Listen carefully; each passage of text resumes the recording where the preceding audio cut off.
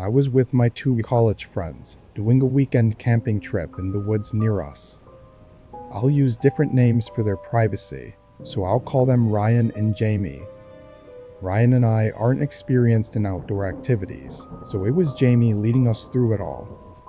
He had a small spot by the river that he led us to. It was a couple miles through the woods, but there was a huge field just on the edge of the river that we would set up camp at.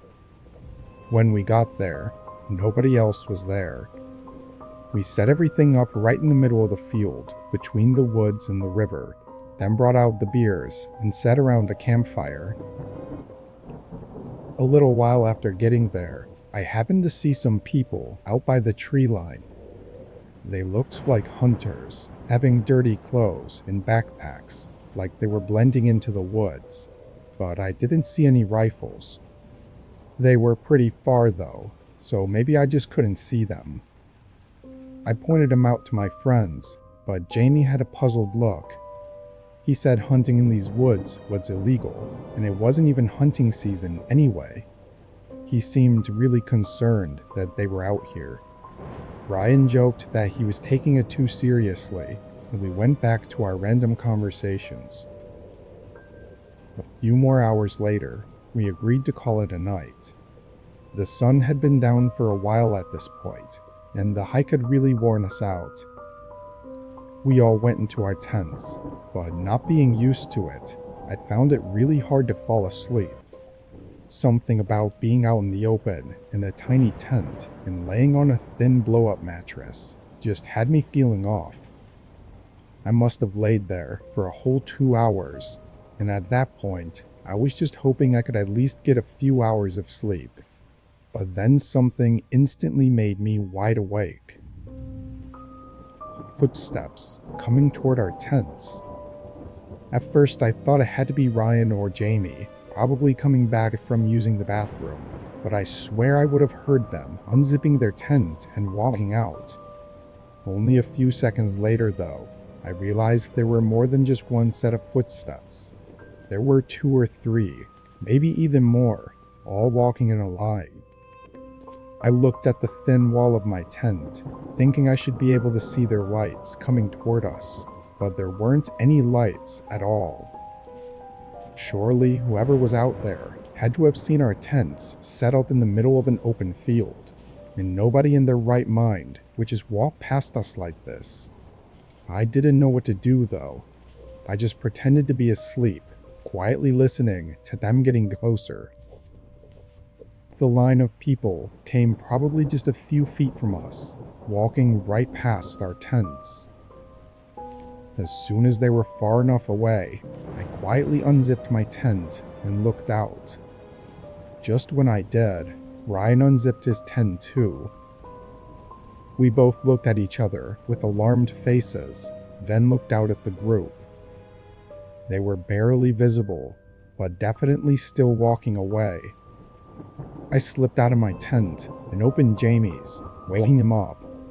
Both of us explained what happened, and surprisingly, he seemed even more horrified than either of us, likely because he'd been camping plenty of times and knew how odd this was. We started packing up our stuff, feeling way too uneasy to stay the rest of the night. While packing, Jamie suddenly told us with a shaky voice to hurry. We looked up at him, then followed his gaze. In the tree line, the group of what now looks like 5 or 6 people were standing and looking over at us. My adrenaline was pumping now, and I shoved everything into my bag, and we all sprinted for the trail. We left our lights off to hopefully not be seen, so the rest of the walk we were barely able to see anything. Luckily we made it back, but what that group is doing out there is unknown. Based on everything though, I don't think our encounter with them was any sort of accident.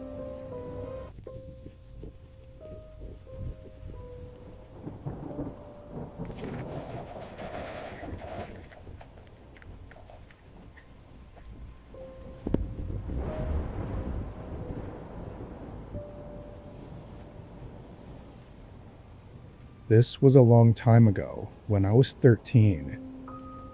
It was summer. I spent pretty much all day playing on my PS3 or watching whatever was on TV.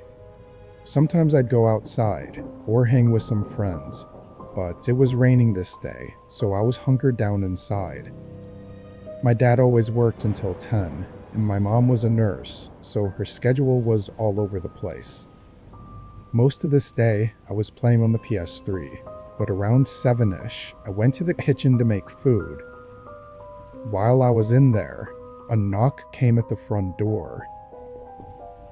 I didn't really want to answer, and as a kid, I was always nervous when someone was at the door, so I waited a minute and tried to just be quiet until they left.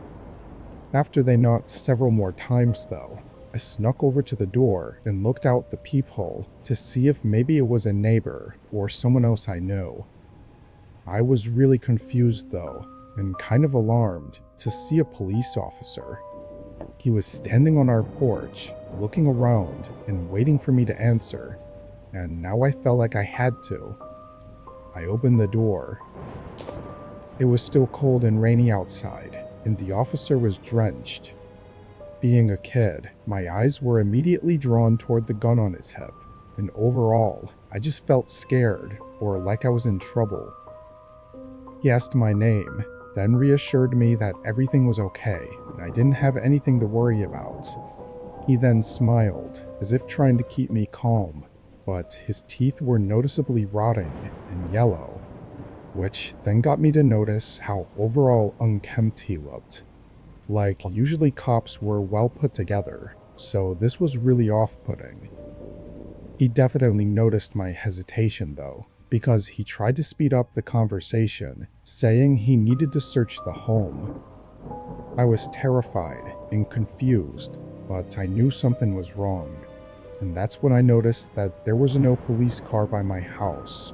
Especially with it raining, all these red flags piled up, and just as he was starting to step forward, I slammed the door and locked it. He didn't even try to say anything else. He immediately slammed something against the door, hard enough to shake the entire door and push me back a little. Thinking the door would give out, I ran to the home phone and dialed 911. I was freaking out so much, I'm surprised the operator even understood a word I said. The guy outside didn't give up the whole time though, and was even there still, banging on the door when the actual police showed up. I heard him trying to convince them he was a real cop, but obviously that didn't go well. He was taken in, and initially my parents didn't tell me much about the charges, probably for my own safety. But a few years later, they told me that during the interrogation, the man admitted to attempting to kidnap me. Had I been any more trusting, I don't know where I'd be right now.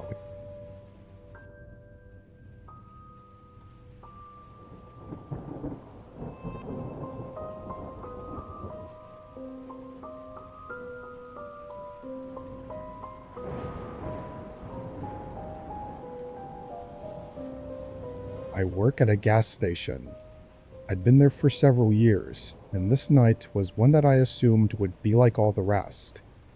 I came in at 8 and took over for the day worker, who went home right away. The first couple hours went by quickly, as there were still customers coming in regularly to buy a few things or to pay for gas with cash. Between 11 and 12, it slowed down to where it began feeling like the shift was dragging on. I kept myself busy for another hour, or at least tried to, with stocking whatever I could find, but then I was left with the dreaded second half of my shift.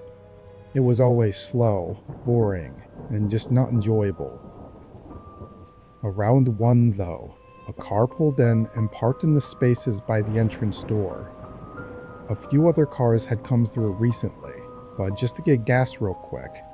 Very rarely would someone actually park in the spots and come into the store this late into the night.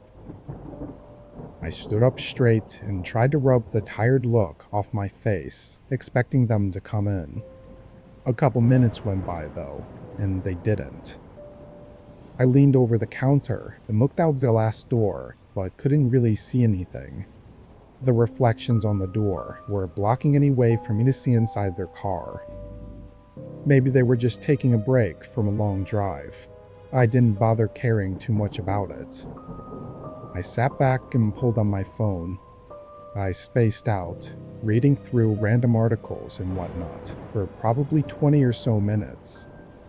During that time, I never heard anything or saw anything. But eventually I looked up from my phone and my heart almost stopped. There was a guy inside the store, standing in one of the aisles and looking right at me. His eyes darted away as soon as I saw him. This guy looked like he was mid-40, with a dark jacket on and a scruffy beard. I never saw or heard him enter, so how the hell did he get in? While my mind was racing, I just watched as the man kept walking around, glancing over at me a few times to see if I was looking, like he was planning to do something as soon as I looked away. Then, after just 30 seconds, he suddenly hurried toward the front door and ran outside. I got up and ran to look out. This was when I noticed the car was still there, but the guy walked right past it and just out to the road until I could no longer see him. I immediately went to the cameras to see how he got in and figure out what was going on. It only took me a minute to find the footage of him slowly and quietly getting out of the car, then going to the back of the gas station. There were no cameras back there, but those doors were never locked since the gas station was technically always open anyway. What's really odd is that there were 15 minutes between the time he went around to the back to the time he walked out onto the sales floor. Police came to help me investigate, ultimately finding the car he left to have been a stolen vehicle from months ago. They didn't know anything about the guy or his motives.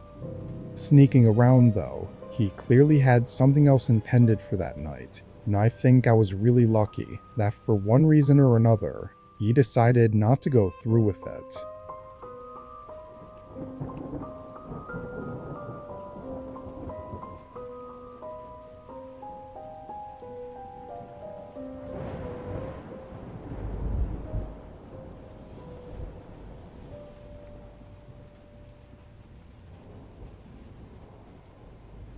I was off of work this night and relaxing at home. My roommate was out of town for a couple of days, visiting his parents, and I was somewhat of a night owl, so I enjoyed staying up late. It was around 12, and I was sipping on a beer while watching TV, when a faint sound came from above me. At first, I didn't even process it, like my body just ignored it. But after a few seconds, it kind of hit me as I realized it couldn't have been my roommate, like it usually would have been. I looked up at the ceiling and muted the TV to try and listen for it again. A few seconds went by, and there was nothing. The sound was so soft though, and with the TV being on when I heard it, I really had no idea what it could have been, or even where upstairs it came from. Although this sounds pretty dumb of me, I really didn't feel like getting up and wasn't worried enough about it to feel the need to check it out. I opened the mini fridge I had next to the couch and grabbed another beer, cracking it open and taking a few sips to get back to relaxing. But before I could even unmute the TV, I heard that same thump sound above me.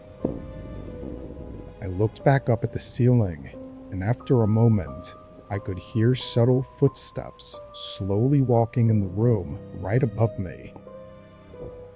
My whole body felt like it went numb. I got up from the couch and went over to the stairs. I stood at the bottom and could hear a thumping sound resonating through the hallway. I called out my roommate's name. I knew it couldn't be him, but I was just hoping that somehow it was. After there was no reply, I started scaling the stairs and flicked on the lights to the upstairs hallway. It was empty, but the door on the far end was open. It was to my roommate's room, but I was 100% certain that I'd closed it the day he left, and I never went in there since, so there should be no reason it was open right now. My heart was pounding as I walked through the hallway and looked inside the room. It looked the same as it did when he left. Everything was clean and nothing was out of place. I then went around and checked every room upstairs and still found nothing. I didn't sleep that night and spent the next couple days on edge as I waited for my roommate to get home. I never heard those sounds after that night or had any doors randomly open like that. At this point, I don't know what the hell happened. Maybe someone found a way in and out without me knowing, or maybe it was something else. To this day, I still don't know.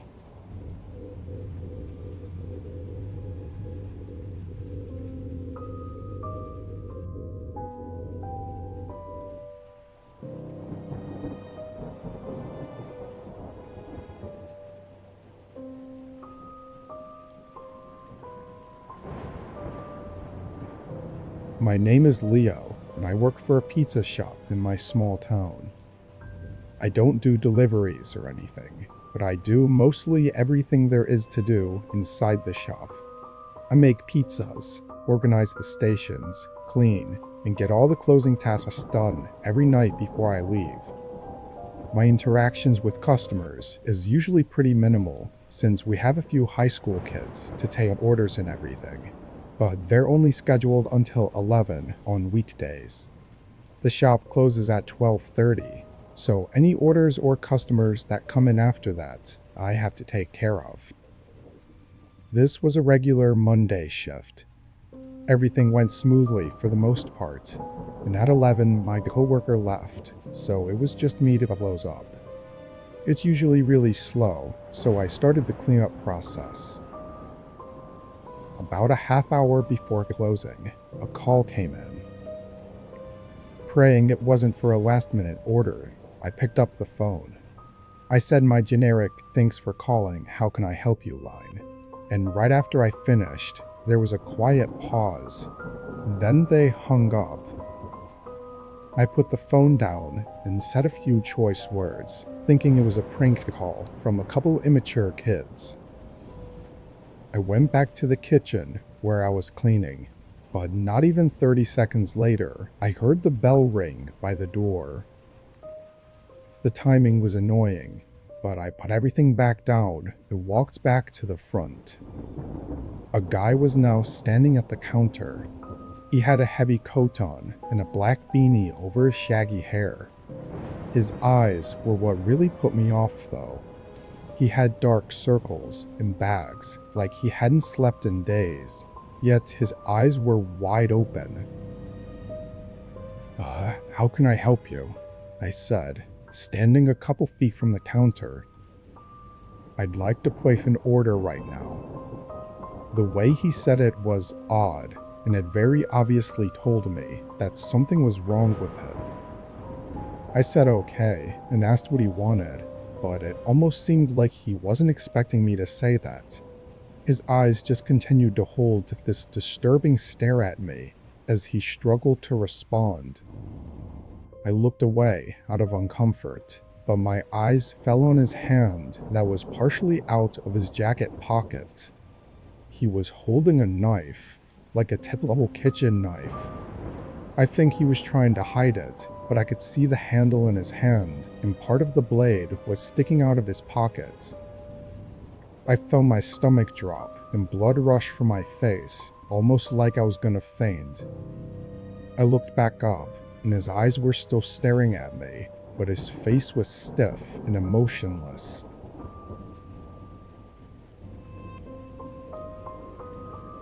The sound of the door opening made both of us jump, and both of us looked over.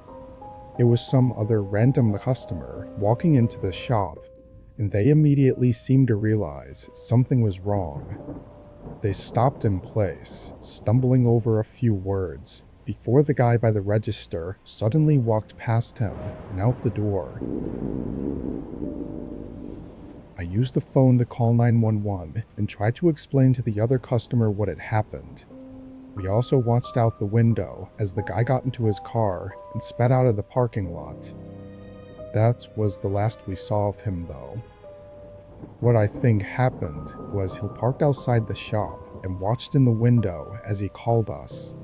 Once he saw that it was me answering the phone, I guess he knew I was alone, so that's when he walked in. If not for the random customer walking inside in that moment, I don't know what would have happened. He was clearly insane and armed with a kitchen knife, so it couldn't have been good. Since then, I still haven't seen him come back, and I really hope I never do.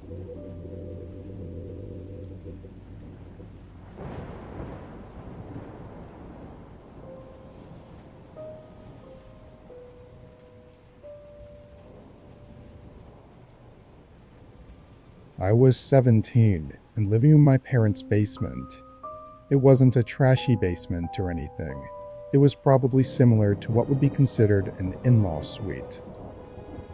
My parents traveled for work all the time, so I usually wouldn't be in the basement unless I was sleeping in the bedroom down there, or playing video games, or whatever. This was during one of my parents' work trips. I was alone for a whole week. This night was a Saturday, so I didn't have school, or really anything to do. I knew it was supposed to storm later in the day though, so before it was too late, I took my parents' car out to the store and got some food to make. While driving back, the storm rolled in. The roads weren't busy, thankfully, because even with the windshield wipers going at the fastest setting, it was still difficult to see. I pulled into the driveway and ran to the front door, getting inside and drying off. I then went straight to the kitchen and turned on the oven so I could make dinner. But almost right away, I heard something below me. It sounded like something falling over in the basement, like maybe a box or something. My first thought was that there might be a leak down there, and I got really worried about a possible flood. So I quickly went to the basement. I opened the door and flipped on the light, and as I walked down the steps, I didn't hear anything. No running water or any other sounds, and when I got to the bottom, everything looked okay. I walked through the main area, where I had a small couch and TV set up, and then I went to the storage room. This was the only unfinished part of the basement, where we just stored a bunch of boxes and stuff.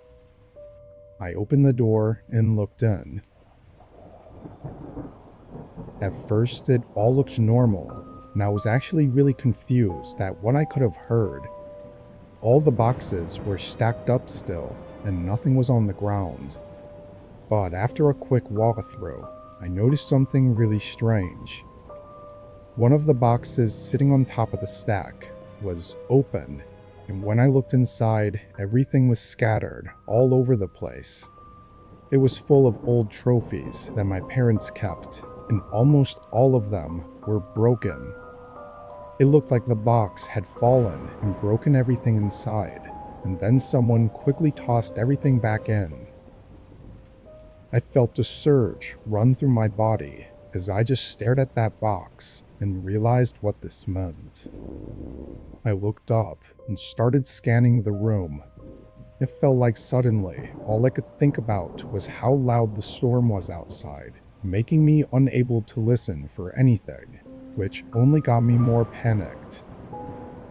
I started to back up, and just as I did, one of the boxes in the back of the room was knocked into the ground, and behind it, a guy came running right at me. I booked it for the stairs, and I have to say, there is nothing more terrifying than hearing his footsteps climbing the stairs just a few feet behind me. The fear really got to me, and on the last step, I slammed my foot on the stairs and fell straight on the ground. Every horrible scenario just rushed through my head in that moment, but when I turned around, the guy came up to the top of the staircase and immediately ran for the front door, running out of the house. I got up and locked it behind him, then called the cops. They found an unlocked window that he climbed in through, but as far as why he came into the home, there really isn't any answer.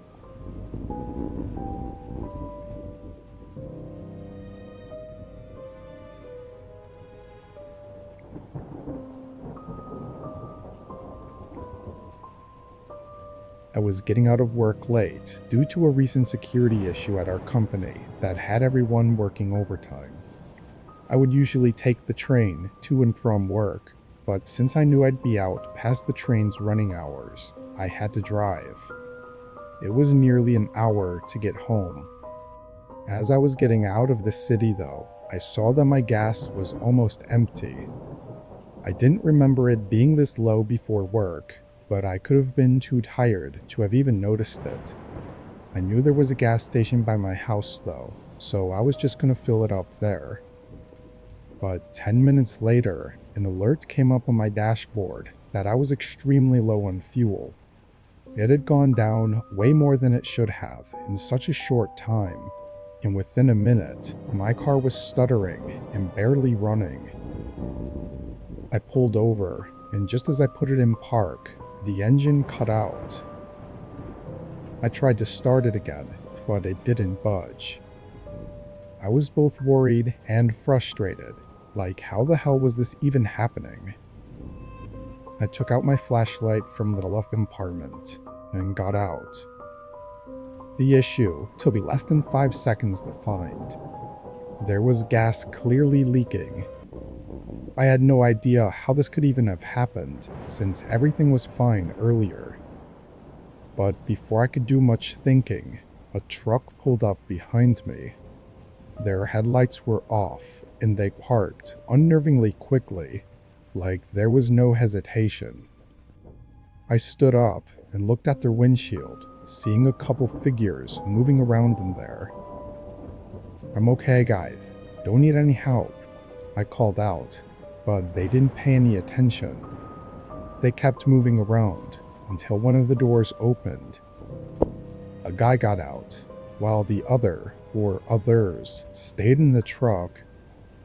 Ironically, he asked if I needed help as he started walking toward me. The way he said it was weird though, with a smirk and a strange tone to his voice. Again, I said I didn't need anything. He kept walking though, until he was right in front of me, standing uncomfortably close. "Why don't I give you a ride home? It's the least I could do," he said, giving a creepy, forced smile. I declined his offer and quickly got into my car. Disturbingly, he stood there for a while, like an entire minute, just looking at me through the window and not saying anything. I just looked forward and called the police for help with my car. But the whole time, I could see him in the corner of my eye, standing right outside my window and just staring at me. During the phone call though, he walked back to his truck. I watched in the mirror as he got in, then slowly drove past me. We made eye contact as he passed by, and for a brief moment, I saw someone in his back seat. They were pressed up against the window, with wide open eyes, and although I couldn't get a good look at them, I knew something was wrong. I don't think that person was inside that truck willingly. When he drove off though, the license plate was missing. Police showed up and I told them everything. There was a bit of an investigation where they found my gas tank was stabbed purposefully by someone. Likely what happened was the guy planned the whole thing out, following me until my car broke down and hoping to get me to accept the ride. Whether that person was truly in danger, we don't know, because the man was never found.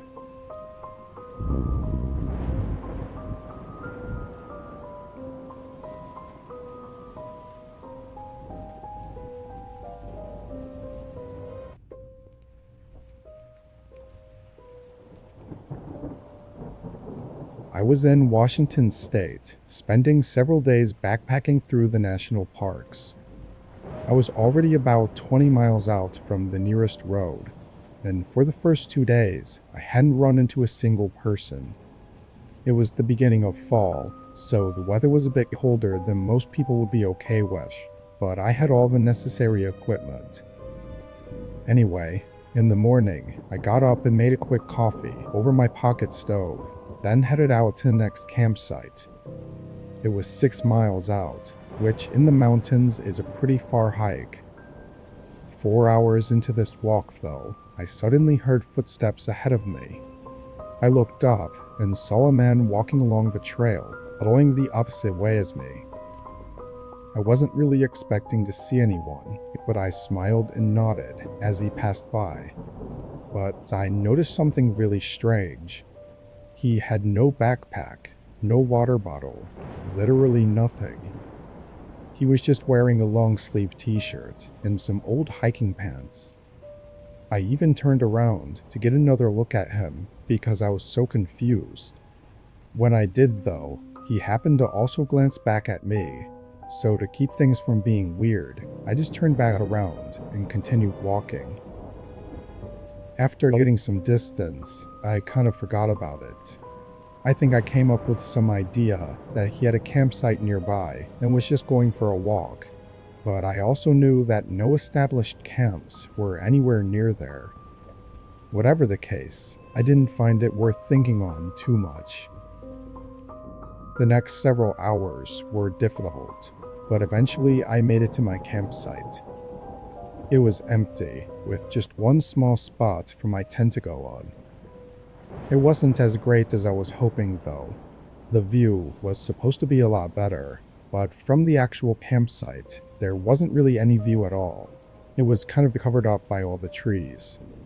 The whole campsite really just felt like it was in the middle of a forest, rather than on a mountain top.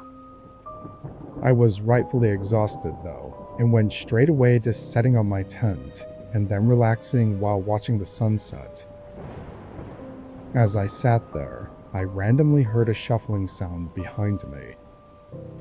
I turned and was completely stunned to see that same man I'd run into earlier.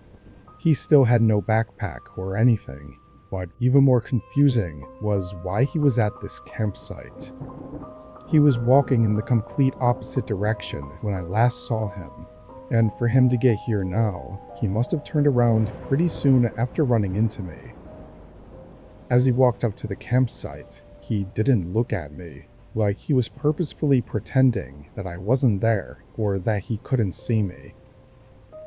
He went up to the other side of this small area we were in, and he sat down. No tent, no sleeping bag, no anything. Just sitting on the dirt and looking out into the forest. He was only 15 or so feet from me, but with him looking away, I was able to get a much better look at him. The man looked like he was in his late 30s and had a short scruffy beard with short brown hair. I couldn't help but feel really uneasy. Nothing about this was natural, and as the sun continued to set, it only made me feel even more unsafe. Who was this guy, and what the hell was he doing 25 miles out in the forest with no shelter or food or water? About 30 minutes passed, and he still didn't move. I decided, though, that I couldn't stay there. I had nowhere else to really go, but I figured I just had to find some random spot and make sure he didn't follow me. I began taking down my tent and packing up, and it was only then that the man looked over at me. And once he did, he never looked away. Every time I looked at him, he was staring right at me. Once I got everything stashed in my backpack, I saw in the corner of my eye that the man stood up. I began walking as fast as I could, hearing his footsteps following close behind me. I clutched my small knife tightly in my hands, unsure what was going to happen. After a minute, I looked back a few times, seeing him still following, but getting further away. Then I took a risk. I veered off the trail and into the woods. It was pitch black by now, so I hoped he didn't see me and would just keep walking. Once I was maybe 20 feet into the woods, I leaned out behind a tree and waited. 30 seconds later, his footsteps came down the trail, but just as he was about to pass by, he stopped. I watched his figure in the dark, looking around as if he knew I wasn't on the trail anymore. Then he started yelling. He was trying to sound friendly, too, which made it even more disturbing. After 2 minutes, though, he stopped yelling, but instead of going back to the campsite, he walked straight into the woods on the other side of the trail. His figure disappeared, and the woods fell silent. I must have waited there for over an hour before finally getting up and making my way back.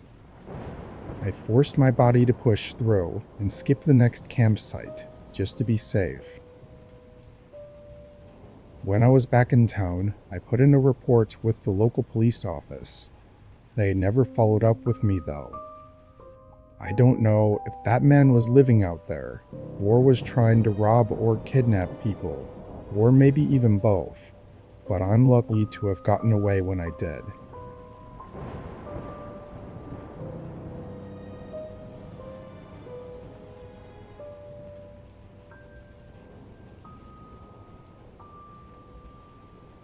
I was working my regular 2 to 10 closing shift at a small drive-through cafe.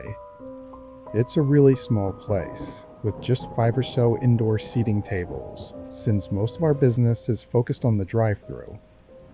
This wasn't a busy spot though, especially during the later hours of the day. Being the only one working the closing shift, I usually sit at one of the dining tables and be on my phone, only getting up if someone came to the drive-through. It was drizzling outside this night, so it was even less busy than it already would have been. Past 7 o'clock, not a single customer came through for 2 hours straight. I was just sitting at a table watching Netflix on my phone when suddenly the front door opened. It kind of startled me, as nobody ever comes inside the shop this late. He seemed to not notice me sitting at the table though, because he walked up to a different table on the other end of the store and sat down with his back facing me. Something was definitely off about this guy though. He was very tall and wearing really dark clothing, and although it was only drizzling outside, he was soaked. Water was dripping from all over his clothes and onto the floor, and that got me thinking about how he even got here. No cars had pulled in, so he must have walked. Anyway, I stood up and walked over to the table, greeting him and asking what he wanted. He didn't smile or say hi back to me. He just sat there with a blank look on his face.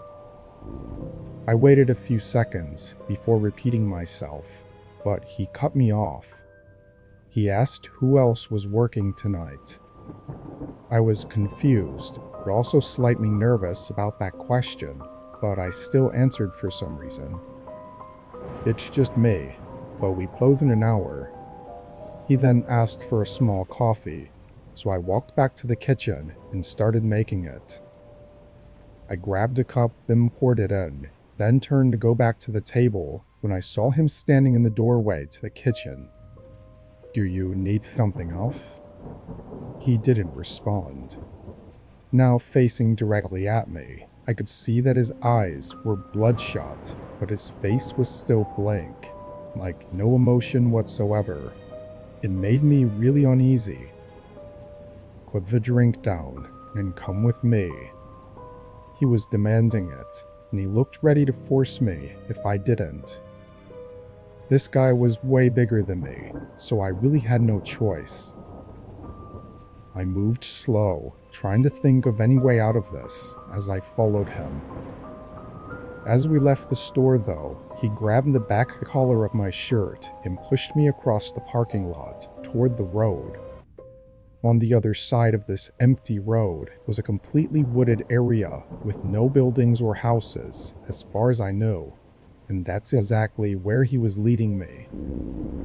Just as we were about to cross the road, though, a single car came out and rolled past us. As it did, the man stopped, which forced me to stop, and both of us stared at the car and realized what it was. A police officer looking right back at us.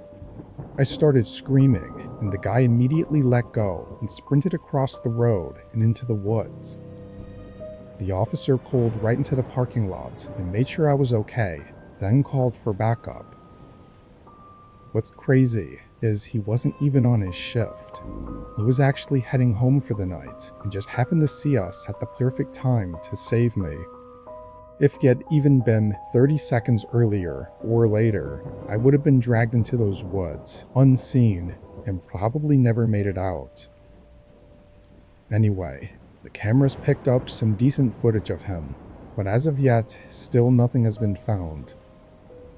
I'll update if anything else happens, but I just hope he doesn't come back.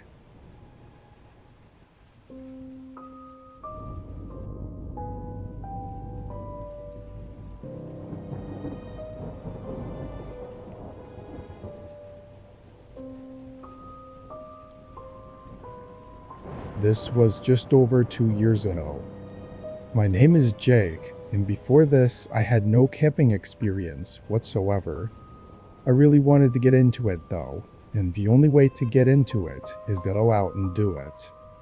So this was my first camping trip.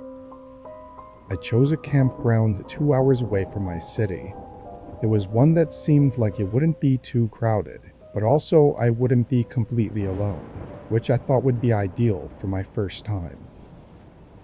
I drove up there and arrived at the trailhead around noon, then hiked for another few hours before getting to the campground. There were a few part-style benches and a couple ground-mounted barbecue grills around the site. A few short trails split off and went to smaller campsites, where some other people had tents set up. I went down one of these trails and put my things down, then spent the next hour getting my tent set up correctly and making sure everything was working properly. By then, a few people were in the middle area, using the grills and chatting. I'm not a super social guy, so I didn't feel comfortable inserting myself into the room. But a half hour later, a guy walked down to where I was set up and invited me to hang with them. It was a nice gesture, and he seemed cool enough, so I went with it. I followed him up and met a few of the others that were camping here. Everyone was cool, so I hung around for another hour, but after that some people split ways. I said goodnight to everyone and headed back to my tent as well. It was probably around 7, so just an hour left of sunlight, when TJ, the guy from earlier, came walking back to my tent. For reference, he was around my age, like mid to late 20s. When he came over, he asked if I'd ever been to this area before. I said no, and then he asked if I knew about the lake that was nearby. I said no again, and he immediately started telling me about this amazing hidden lake that nobody knew about, and how it was a super cool spot, and that he was going to head there if I wanted to tag along. Again, it seemed like a friendly gesture, and honestly, I was super intrigued. I tossed my stuff back into my tent and left everything there, then followed him. He said it was a 10-ish minute walk through the woods, so we definitely had enough time before sunset. From the campsite, we followed this really thin footpath through the trees. It wasn't a defined trail at all, but it looked like it had at least been used a few times before. 10 minutes passed though, and there was no lake in sight. TJ also got out weirdly quiet. Before, he was very talkative and charismatic, and now he was suddenly giving one-word responses. He also kept looking out at the sunset, and while he could have just been trying to make sure we had time, something in me felt like he was doing the opposite. Like he was waiting for the sun to go down. After 20 minutes of walking, I started putting some distance between us. I wasn't so sure anymore about what this was, but I could feel my adrenaline kicking in, so I guess my body knew. The sun was just barely lighting up thin rows of light through the trees, and it felt like the forest was so quiet all of a sudden. When I thought I had a chance, I turned and tried to quietly run back the way we came, but he immediately noticed. He called out once in a nicer tone, as if still in character as my friend, but then he quickly turned to frustrated yelling, as I could hear him sprinting behind me. There was probably an entire minute of him yelling and chasing me through the woods before I could hear his steps slowing down. Then I heard a loud metallic thump right behind me. I looked back for a split second, seeing what looked like a knife ricocheting off a tree a few feet from me. I guess it was his last-ditch effort to stop me. After that, I lost him. I got back to the others and tried to tell them what happened, and one of them called the police for me. TJ, or whoever he was, never came back. In fact, everyone said he was already at the campsite when they got there, and after a bit of looking, he didn't even have a tent anywhere. He probably targeted me though, because I was alone, and he knew I hadn't had much hiking or camping experience. Thankfully, I didn't have to find out what he had intended for that night though, because if I had, I probably wouldn't be here.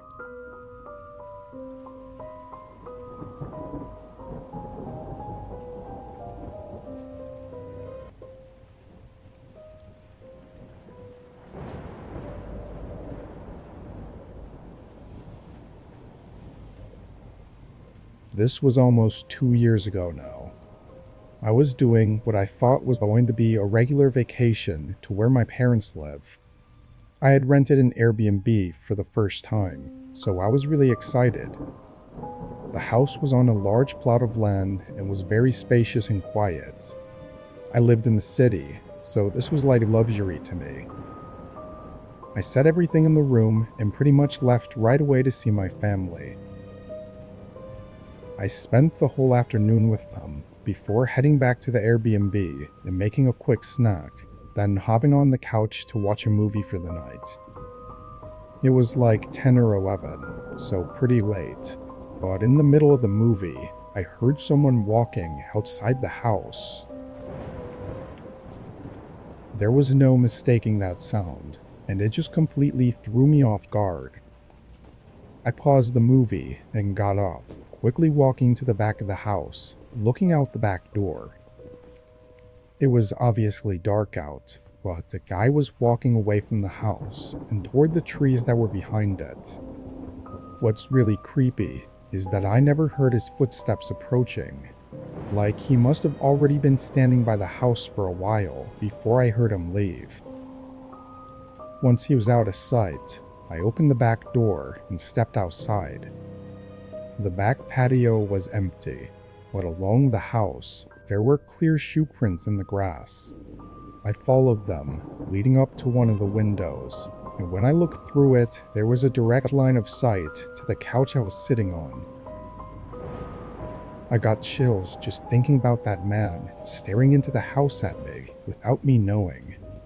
I quickly went back inside and covered up all the windows. For the next half hour, I sat in the living room and continued the movie with the volume on low. That way I could focus on listening if he came back. I didn't hear anything though.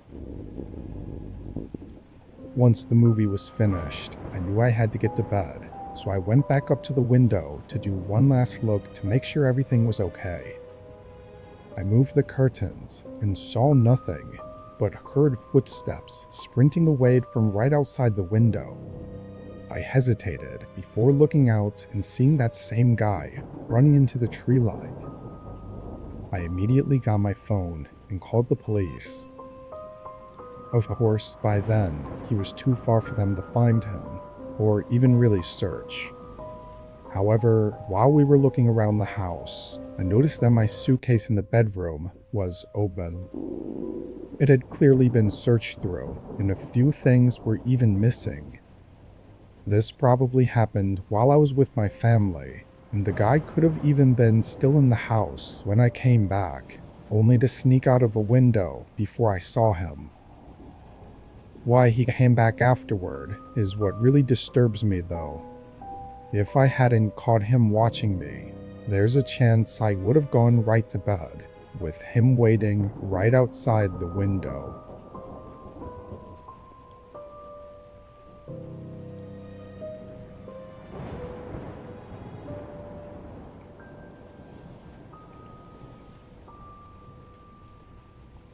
It was the fall of 2018 when this happened to me.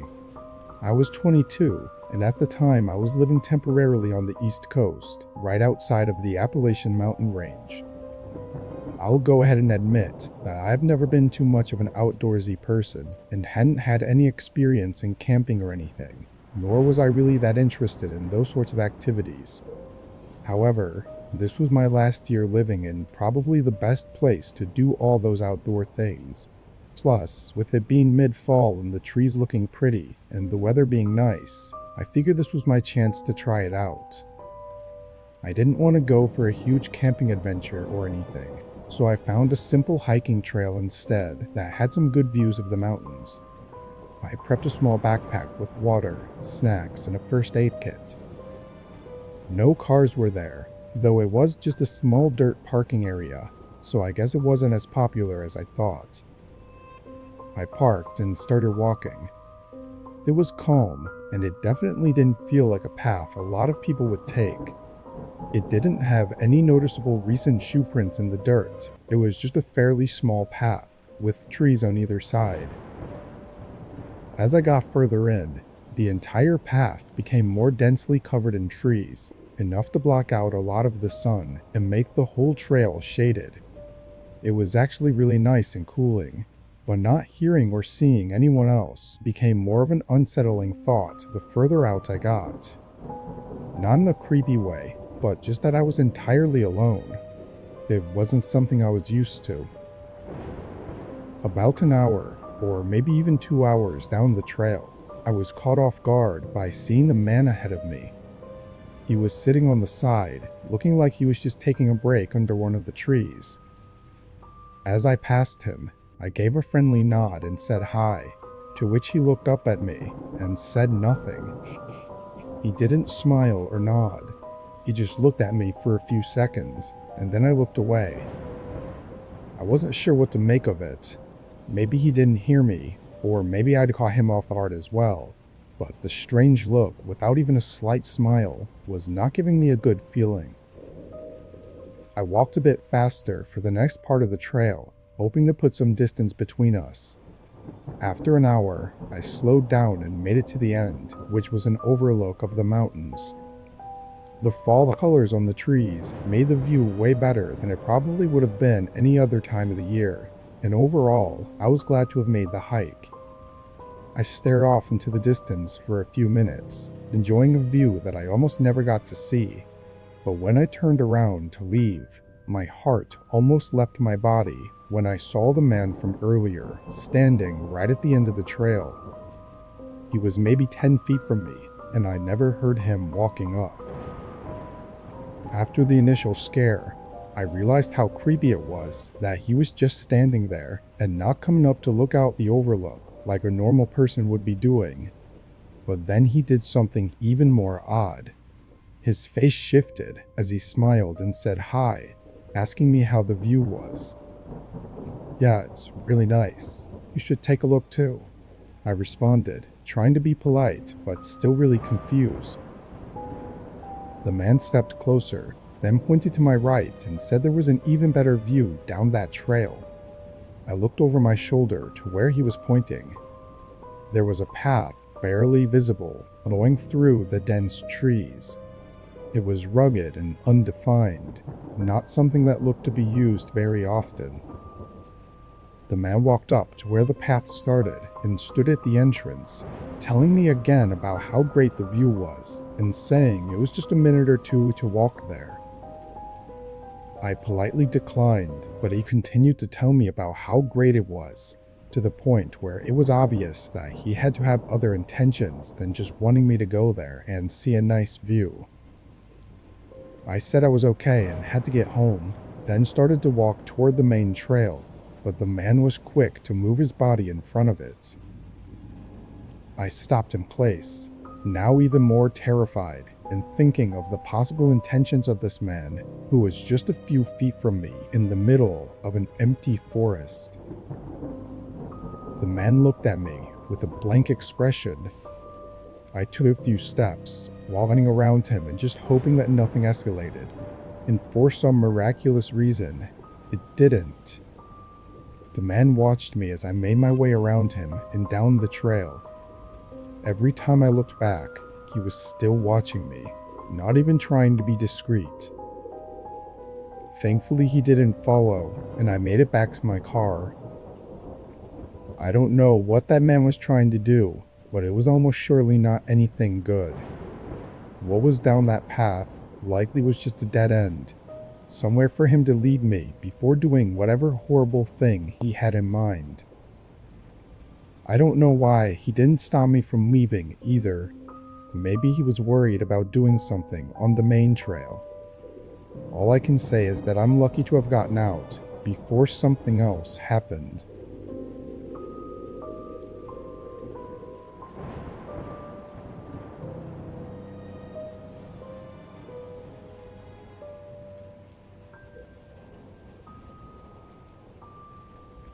I was 16 last year, and me and my friend Leon were hanging out a few days before Halloween, talking about what we wanted to do.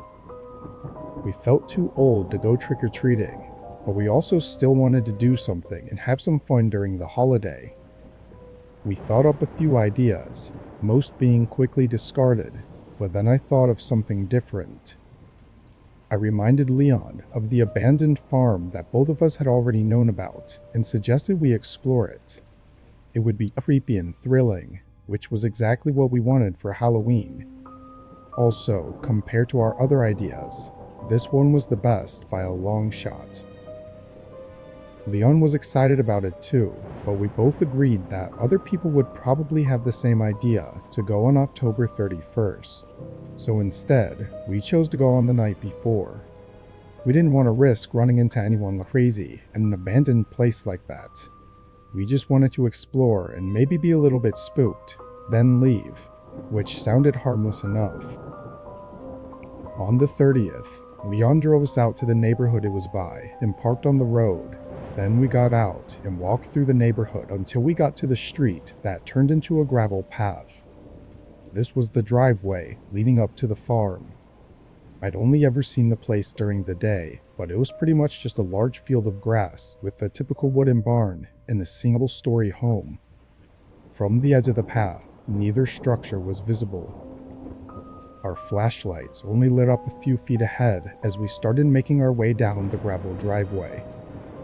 Once we started to get closer, we could see the outline of the barn on the left side and the house further back at the end of the driveway.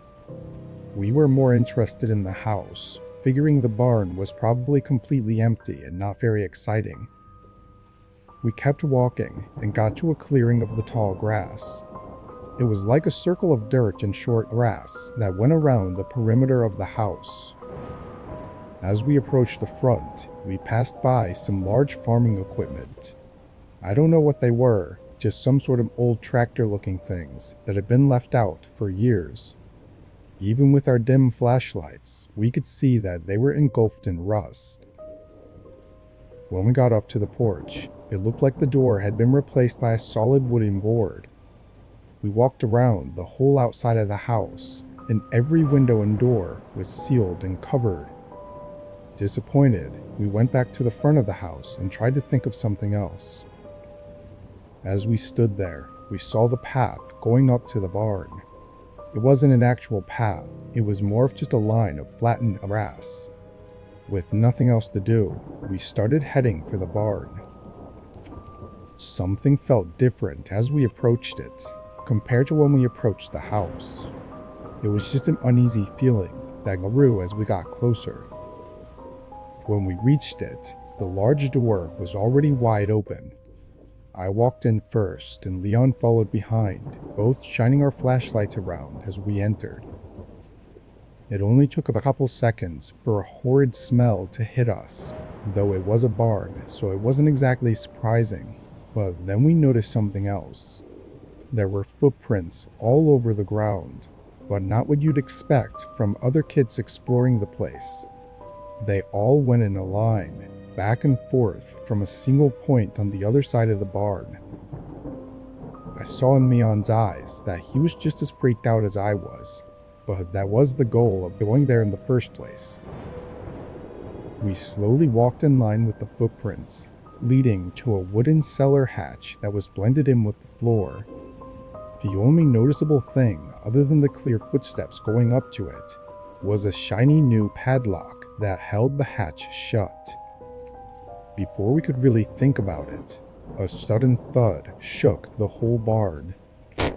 We turned around, seeing the door had been shut behind us.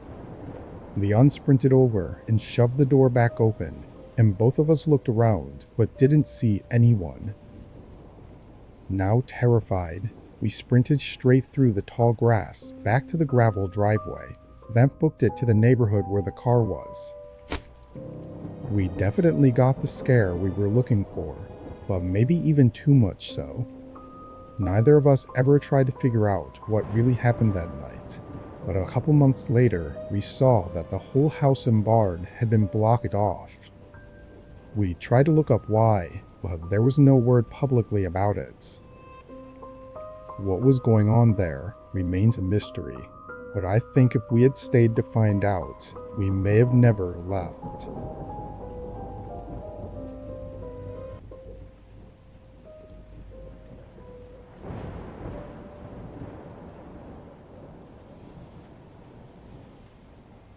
This happened last fall.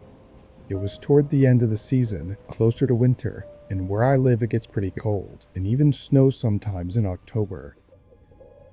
I've been doing food delivery for the past 3 years and was working on this night.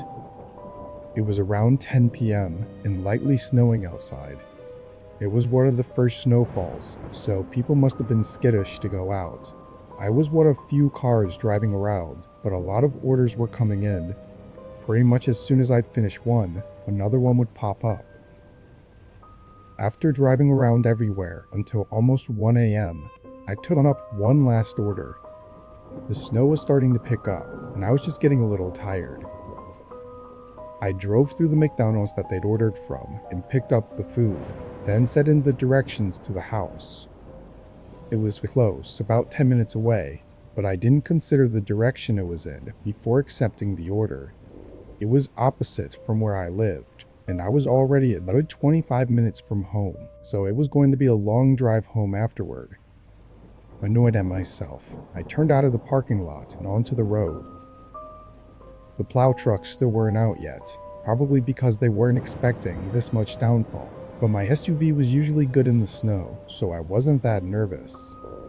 While I was driving, I noticed the road I was heading down was about to leave the main area of town.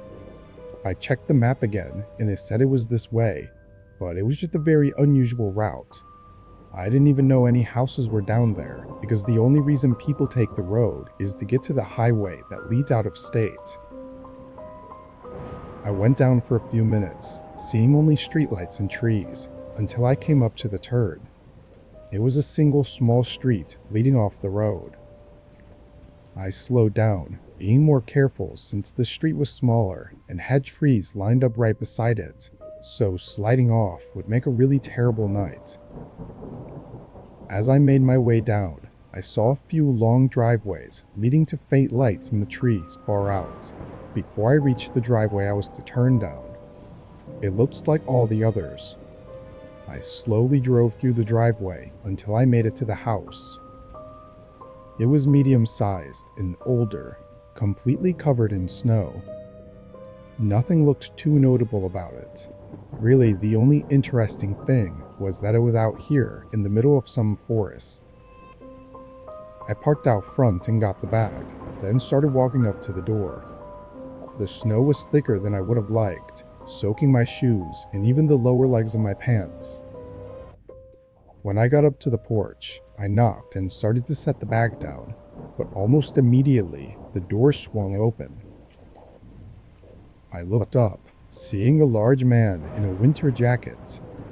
His face was pale, like he'd just been outside in the cold. I got your order right here," I said, holding the bag up. After a moment, the man stepped back and opened the door wider. "You can set it down right over there." He lifted his arm and pointed toward what I assumed was the kitchen. The way he said it made me feel like I had to, but I knew it was a horrible idea to go in there. I looked at the man's hands, seeing he wasn't holding anything, so it really didn't make any sense for me to do anything other than hand him the bag. "Sorry, but I really have to get going," I said nervously, holding the bag up again. The man's face dropped into a frown, then he suddenly slammed the door shut. Still holding the bag up, and just a bit shocked by what was happening, I set it down on the porch and quickly started walking back to my car. But just as I got past the front yard, I heard something from behind me. I turned around, realizing it was from somewhere on the other side of the house. It could have been a back door or something, but was too muffled to hear clearly. Getting creeped out, I walked quicker and got in my car. I switched it on, and right as I looked up, I saw the man coming around the side of his house and making his way quickly over to my car. He had something in his hands. It almost looked like rope, but there was something else that I wasn't able to make out. I suddenly felt my heartbeat spike and adrenaline take over my body. I started going in reverse, trying my hardest to go quick while also not getting stuck in the snow. The man got close, probably just a few feet away, before my car was able to grip the road and start picking up some speed. I backed up through the whole driveway, seeing the man eventually stop and watch, slowly fading into the dark as I backed up into the street. I don't know what he was doing. Honestly, the whole thing was just terrifying and confusing, enough to make me not even want to think about it. I still do food deliveries, but I'm far more cautious, and most of the time, I don't even knock on the doors anymore. I just drop the food on the porch and leave. Had I stayed any longer that night, or had entered the house, who knows what would have happened to me.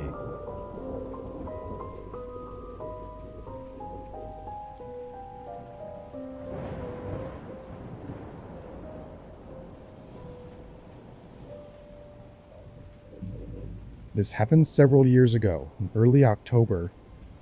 I had 2 weeks off work and had taken a trip down to a cabin in the hills outside of my city. It was an Airbnb that was far out, which was perfect because I wanted to spend a few days camping as well. I drove 2 hours to the cabin and got there in the afternoon. It was really nice and quiet. No other cabins or buildings were in sight. It was just the woods going all around. I set my things inside and looked through the rooms, but it was nothing special. It had a very cozy, old-fashioned feel to it. Not something I was a huge fan of, but it was a nice change of environment for a vacation. The rest of that night and the following few days went by with nothing of interest. I spent my time relaxing, sitting outside in the cold fall weather for most of the days, and spending the nights inside by the fireplace. It was on the 5th day, though, that I set out with my camping gear. I wasn't sure how long exactly I was going to camp for, but planned for 2 to 3 nights. There were a couple trails nearby that I was aware of from planning ahead, but only one of them actually connected to the cabin. To keep things simple, I chose to just take that one so I could leave straight from the cabin and not have to drive anywhere. I walked for at least 3 or 4 hours before I found the spot I was happy with. This was the only clearing I'd found, aside from the trail itself, but something would just feel uncomfortable about camping directly on the path. It was closing in on nighttime already, so I got my tent up and started a fire. As it got darker, I put on my heavy sweater and jacket, with the cold really starting to come in. I sat out by the fire for an hour, eating up a quick meal and waiting for myself to get more sleepy. But at some point, while I was sitting there, my eyes caught sight of something. A figure walking out in the woods. I watched as they walked through the dark, no flashlight or anything, and disappeared in the distance. The only light in the woods was my campfire, aside from the dim moonlight, so whoever was out there had to have seen me. It was so strange the way they were walking though, just being out here in the woods with no light and not even following the trail. It made me feel really unnerved, enough to think about taking the long walk back to the cabin, but I knew it wasn't safe to go out this late into the night. I stayed on watch for a half hour, checking everywhere, but not seeing any more signs of the person. After a while, I started getting tired, so I flattened the fire and let it burn out. But just as the glow faded into ashes, I heard footsteps coming from the left of the campsite. My eyes widened, looking into the woods and trying to force my eyes to adjust to the dark, but all I could see was a few feet ahead. The footsteps got louder, coming toward the campsite, getting close enough for me to think that they had to be just outside of my sight. But then they walked slightly off, staying in the dark and passing by, then continuing to walk away. They never stopped or did anything to show that they acknowledged that I was there, but the chances of them being out here at the exact place I was just impossible to be a coincidence. Once the footsteps were gone, I took out my flashlight and disassembled my tent, packing my things and going back to the trail. It wasn't ideal, but I could sense that something was off about whatever was going on. I walked quickly, keeping my flashlight on the trail and trying to keep myself calm. The woods were so quiet though, just adding to the eeriness of the situation I'd found myself in. Although I had my doubts, I made it back to the cabin. It was still well into the night, and after walking so much that day, on no sleep, I passed out on the couch just minutes after getting inside. My mind was so foggy, I wasn't even really thinking about the person in the woods anymore. Being a 4-hour walk from where I'd seen them, I didn't feel I really had reason to be scared anymore. As I was passed out though, I groggily woke up to a strange sound. Something on the other side of the cabin, like wood scraping against the walls. My eyes shot open and I whipped my head around to face the back of the room, seeing the window slowly being pushed open by a man outside. His eyes immediately shifted onto me as I stood up, then he dropped the window and ran away. By the time I got over, he was well into the cover of the woods. I got everything together and left the cabin, driving to a hotel in a nearby town. Obviously, I don't know who that man was, or what he was doing out there. Clearly, he'd followed me though, and tried to get inside the cabin while I was sleeping. If he had, there's no saying what would have happened.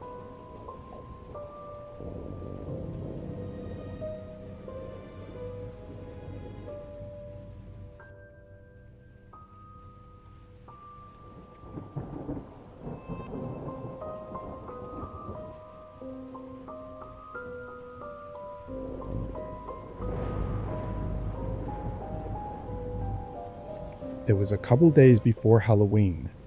I actually had the next few days off, so after I got off work, I was looking forward to staying up late and enjoying the night. I picked up some fast food on the way home, eating on the couch while watching some Netflix. About 30 minutes into the show, I paused it and got up to throw out the rest of the food that I hadn't finished.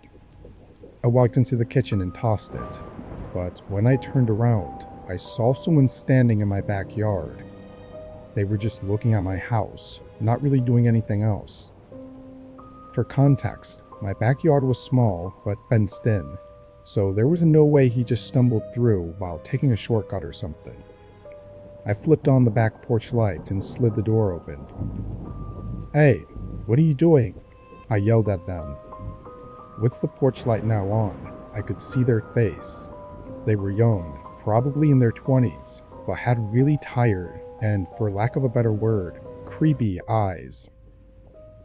They didn't respond to me, so I called out again. "You need to leave. This is my property." The guy looked over at me, then casually started walking toward the gate. I made sure they left, going to my front window and watched them walk down the street. Once he had left, I just took a moment to think about what was going on. It was such an odd thing. Why was he even standing in my backyard to begin with? He was just staring at my house for seemingly no reason.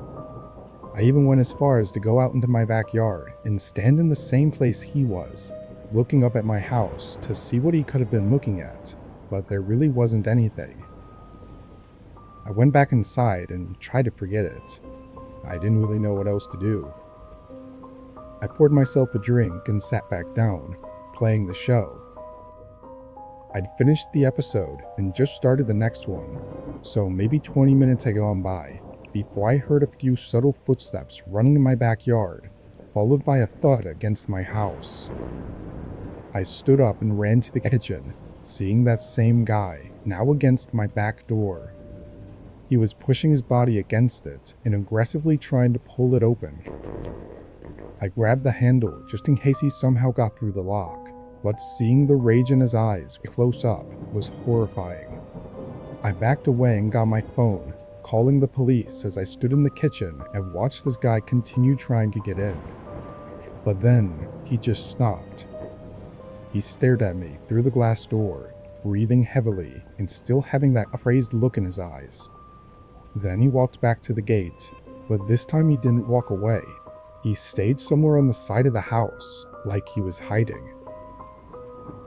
I constantly went back and forth from all the windows, waiting for the police to arrive and hoping the guy didn't try anything else. 5 minutes went by with no sounds or movement before a police car showed up. Right away, I heard footsteps running from the side of the house, but not away from the house. They ran back up to the door, trying to force it open again. They chose to attempt breaking in again, rather than taking their chances running away. Obviously, police were able to get him in the act, and after a quick struggle, they got him cuffed and into the car. When questioned, it was very apparent that the guy was under the influence of something heavy, and it was later confirmed with some tests. Despite questioning him that night, and in the following days when he was sober, the man never gave actual reasons for his actions. I'm unsure how to feel about it. Part of me sees it as just some crazy guy that had no reason, so why worry about it? But then a part of me thinks of the look in his eyes, and the fact that he tried to break in over running away means he had to have had a reason. And either way, if he had gotten in, what he would have tried to do to me is likely just as horrifying, reason or not. As far as I know, he was only imprisoned for a few weeks due to not being sober during his actions. So I'm left to just worry about whether or not he intends on coming back.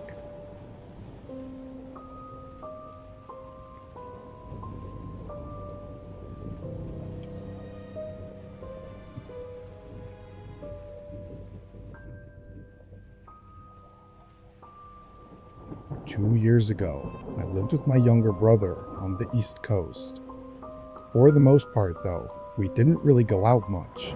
I mean, we'd hang out with friends a lot and get food or whatever, but we never really went out and did anything interesting. I started to look up things to do, and one of the most common suggestions was camping, because we were right along the Appalachians. I told my brother, but he didn't seem very interested. A couple days later, I went out and bought a few things, like a small tent and some safety tools, then packed up one of my old backpacks and drove out to a nearby trail. Yes, I was really inexperienced, and going camping alone was not a good idea, but I'd only planned to be out for one night. so I figured even if there was a problem, it wouldn't be so bad. After an hour of driving, I got to the trail. No other cars were parked, and I didn't see any other people. I got out and put on my backpack, then walked to the trailhead. It was thin and not a really well-made path, but was good enough. I don't think it was a popular trail. I just found it by scrolling through a huge list and choosing one that wasn't too long. As I hiked down, though, it became more and more clear how little used this trail was. Bushes were overgrown and blocking the way, and even in some portions, the grass had grown in and made it really hard to tell what was the trail and what wasn't. But after an hour, I made it to the end. After seeing the trail, it was about what I'd expected the camping ground to be. It was small and mostly overgrown, but there was something I noticed right away that caught my attention. A pile of logs on the other side of the camping ground. I walked up to it and saw that flakes of charred wood were blowing off in the wind, so it had to have been used recently, maybe even the night before. I looked around again, not seeing any tents or signs of someone being here though. Unsure about it, I went to the other end and put my things down, then got to work on the tent. It wasn't that late yet, so I took my time to make sure the tent was well made. Once I was done, I took a breather, sitting down and chilling for a bit.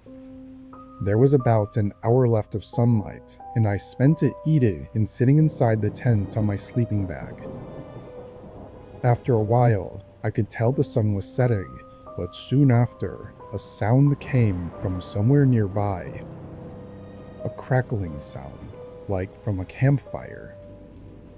I unzipped the opening and stepped out, being immediately faced by a man sitting across the campsite, right next to where the half-burned logs were. He was older than me, probably in his 40s, but there wasn't much else I could see from the little amount of sunlight coming in through the trees. He was already looking at me, so I nervously waved my hand at him. The man waited a few seconds, then lifted his hand as well. I went around to the back of my tent and got a pile of sticks, then made a small campfire. It only took a few minutes before it was mostly dark out. There was only the light from my campfire and the man's campfire on the other side. I kept looking over, trying to see if he had a tent or a backpack or something, but all I could see was him. Every time I looked, I only got more weirded out and uneasy. Where did he even come from? My tent was set up right next to the trail, so I would have heard him walk up, unless he came from the other side, which was just empty woods. I sat out there for at least an hour, probably two, and never saw the man move from his spot. He just sat by the fire, looking forward.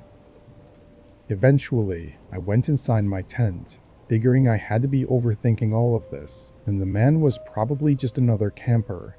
He was at a public camping ground after all. I laid down and tried to rest, but I don't think my mind would let me sleep for some reason, so I just stared at the ceiling and listened to the faint crackling of the man's campfire. I was in there for probably another hour before I heard leaves slowly crunching, making their way toward my tent. I sat up and listened more carefully until I could see the shadow of the man standing on the other side of the fabric. My whole body froze, watching him just stand there for a moment, not moving, not speaking. Then his shadow started moving away as I heard the leaves crunch into the distance. I quickly unzipped the tent and looked out. The campground was empty. The man was gone, having left only the burning logs.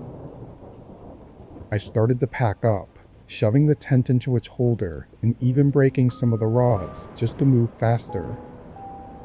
I left without ever seeing the man come back. As for what happened out there, or what was going to happen, I really don't know.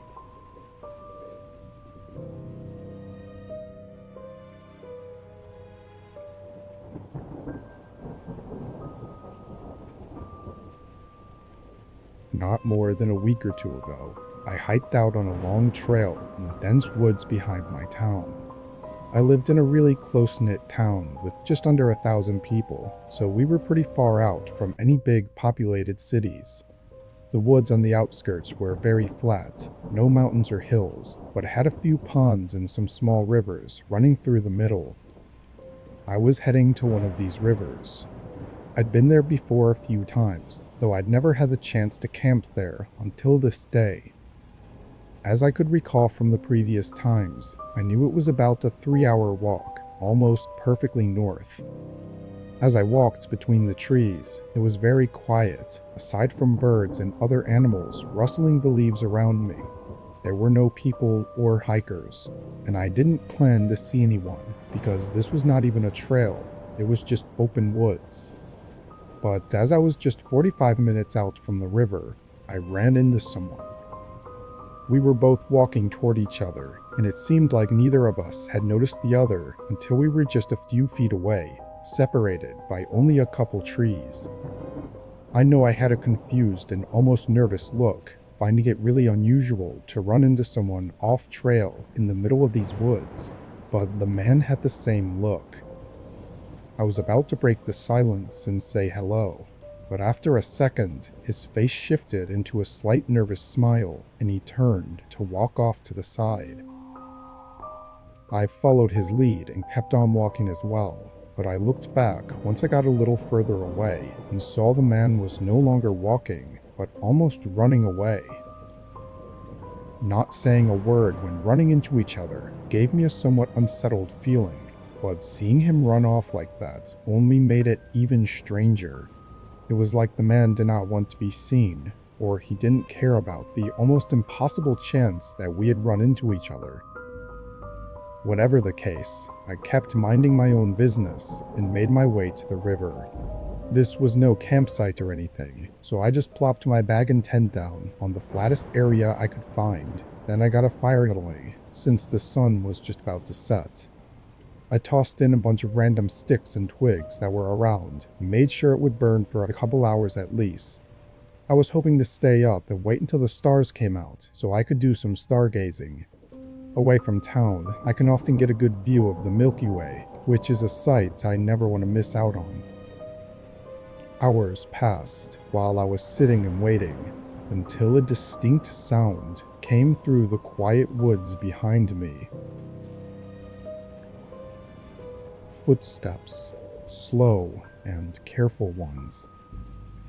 I turned and looked, not seeing much in the dark. As I gazed around though, the footsteps stopped, telling me that while I may not see them, they can see me. I reached down for my bag and picked up a heavy-duty flashlight, shining it at the trees. I could see decently far now, but as I moved it back and forth, I didn't see anyone. I felt my heart rate increasing a bit as the unsettling feeling came over me again. Anyone out there? I tried again. Hello? Not even the sound of another footstep. After a moment of contemplation, I started to walk toward where I'd heard the sound from. I thought maybe there was a chance I was mistaken, but I needed to be sure. I carefully stepped through the woods, keeping the flashlight steadily pointing ahead until I got to where I thought the sound was from. I moved the light to my left, looking behind each tree, until the light suddenly revealed a large man. It was the one I'd run into only a few hours ago. He was no more than 20 feet away, but even with the light on him, he stood still. In an act of quick thinking, I tried to not react and continued to move my flashlight across the woods, hoping he would think that I somehow didn't see him. Then I began walking back to the tent, trying to act as unbothered as possible. I picked up my bag and looked around once more, before quickly leaving my tent and campfire behind and walking into the woods along the riverside. Once I felt I'd made enough distance, I sprinted as far as I could until I was without a doubt away from that man. I found a spot to rest at and sat there awake until sunrise. I don't think I was followed, as I was able to make it out without ever hearing or seeing that man again. I'm not sure why he was out there, or why he had shown up and hid by my campsite, but I never went back to retrieve my tent, in fear that I might find out.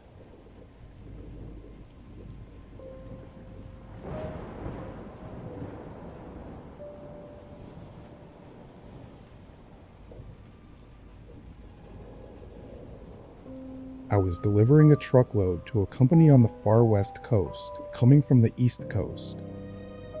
The route across the country is one I've taken many times before, being a truck driver for almost 20 years. It's always the same every time I make one of these drives. Same roads, same truck stops, and same everything. Over these 20 years though, I've never really had anything crazy happen. I've had a few odd scenarios, but they'd never amounted to anything. So when I was driving this route again, I had no worries in my mind. It was just another day on the job. About 20 hours into the route, a storm started coming over and slowing down my driving. It was late too, so by then I was already looking for the next truck stop to sleep at. As I drove though, a very sudden light appeared behind me.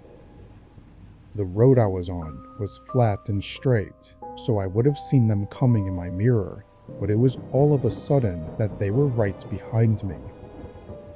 Maybe they had just turned on their lights or something. I didn't know, but they very quickly came right up to the back. I kept my eyes on them until they got so close that they were completely covered by the trailer. All I could see were their headlights reflecting off the back. But then their lights shut off. I maintained my speed and kept looking back at my mirrors, trying to see if they were still behind me, but I had no way to know. For someone to turn off their lights in the middle of a heavy storm was insane though, and to be tailing behind me so close was just as insane. Thankfully, the sign showed a truck stop was only 5 miles ahead, so at least I knew I was close to getting away from whatever this was.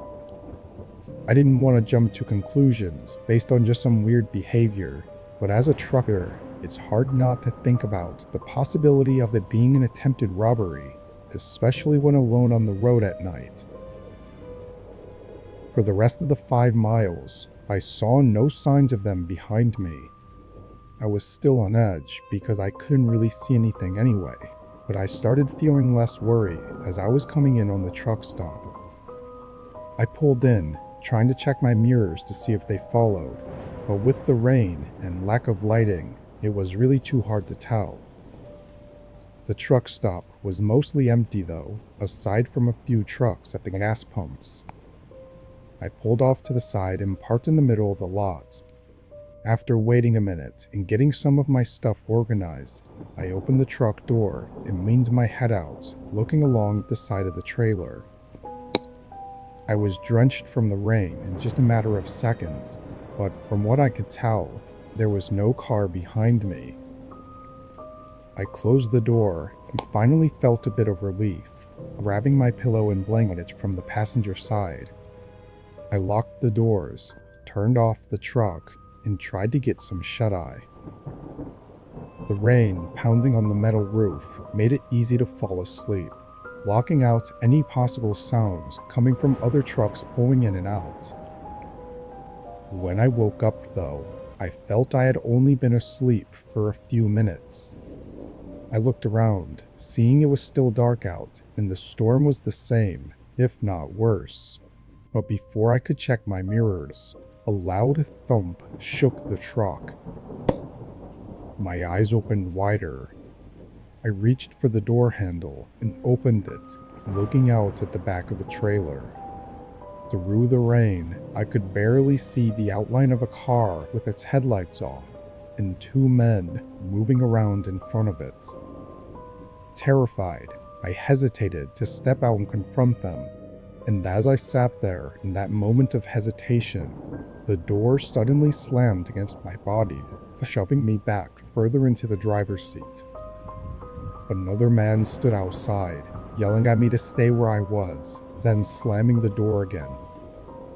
His right hand was shoved in his hoodie, and with 2 other men behind the truck, I was in no position to try anything.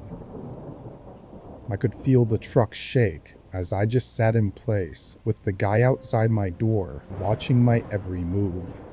He didn't even look away for a second. This went on for a few minutes, then they ran back to their car and drove off. I was still in shock, watching their car disappear onto the road. I called the police and put in a report, but no information ever came up on who the men were. All I know is that if I had been any less aware, and had just tried to drive off at first sight of the men, I probably wouldn't have been able to make it out as safely as I did.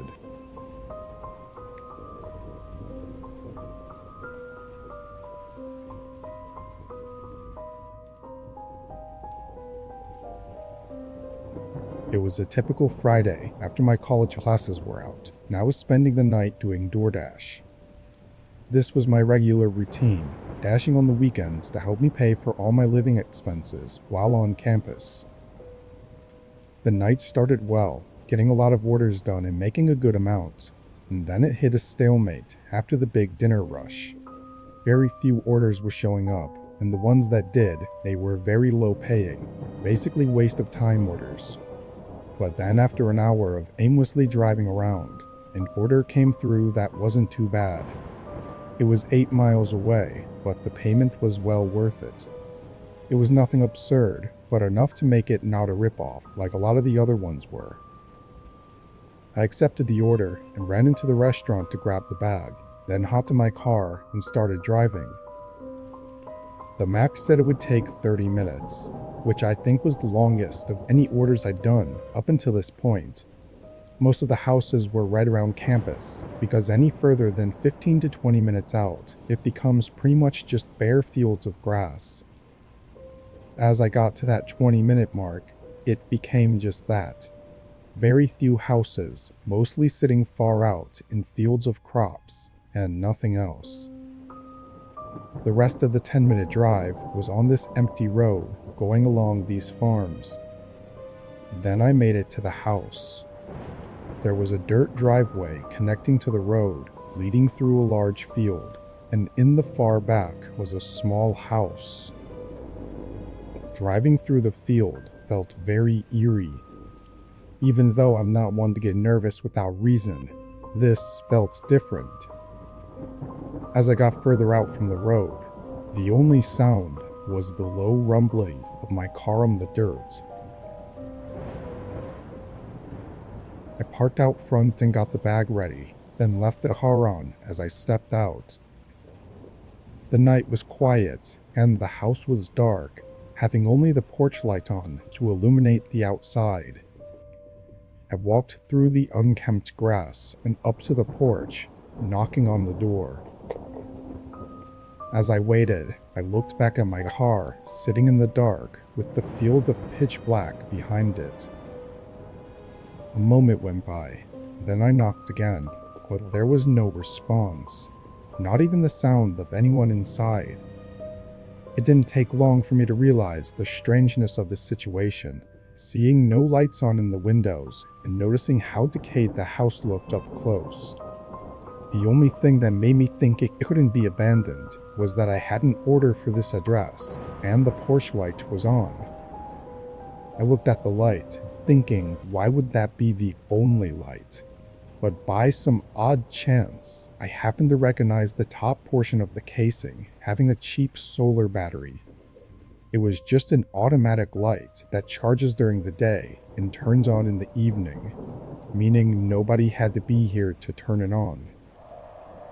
Just as I was piecing this all together though, I heard a rumbling sound behind me. I turned, seeing a car driving down the dirt path and coming up right behind my car. I stood there and stared at their headlights until a man stepped out. I yelled from the porch, asking if this was his order, but he didn't reply. He just stood right next to his car and didn't move or speak.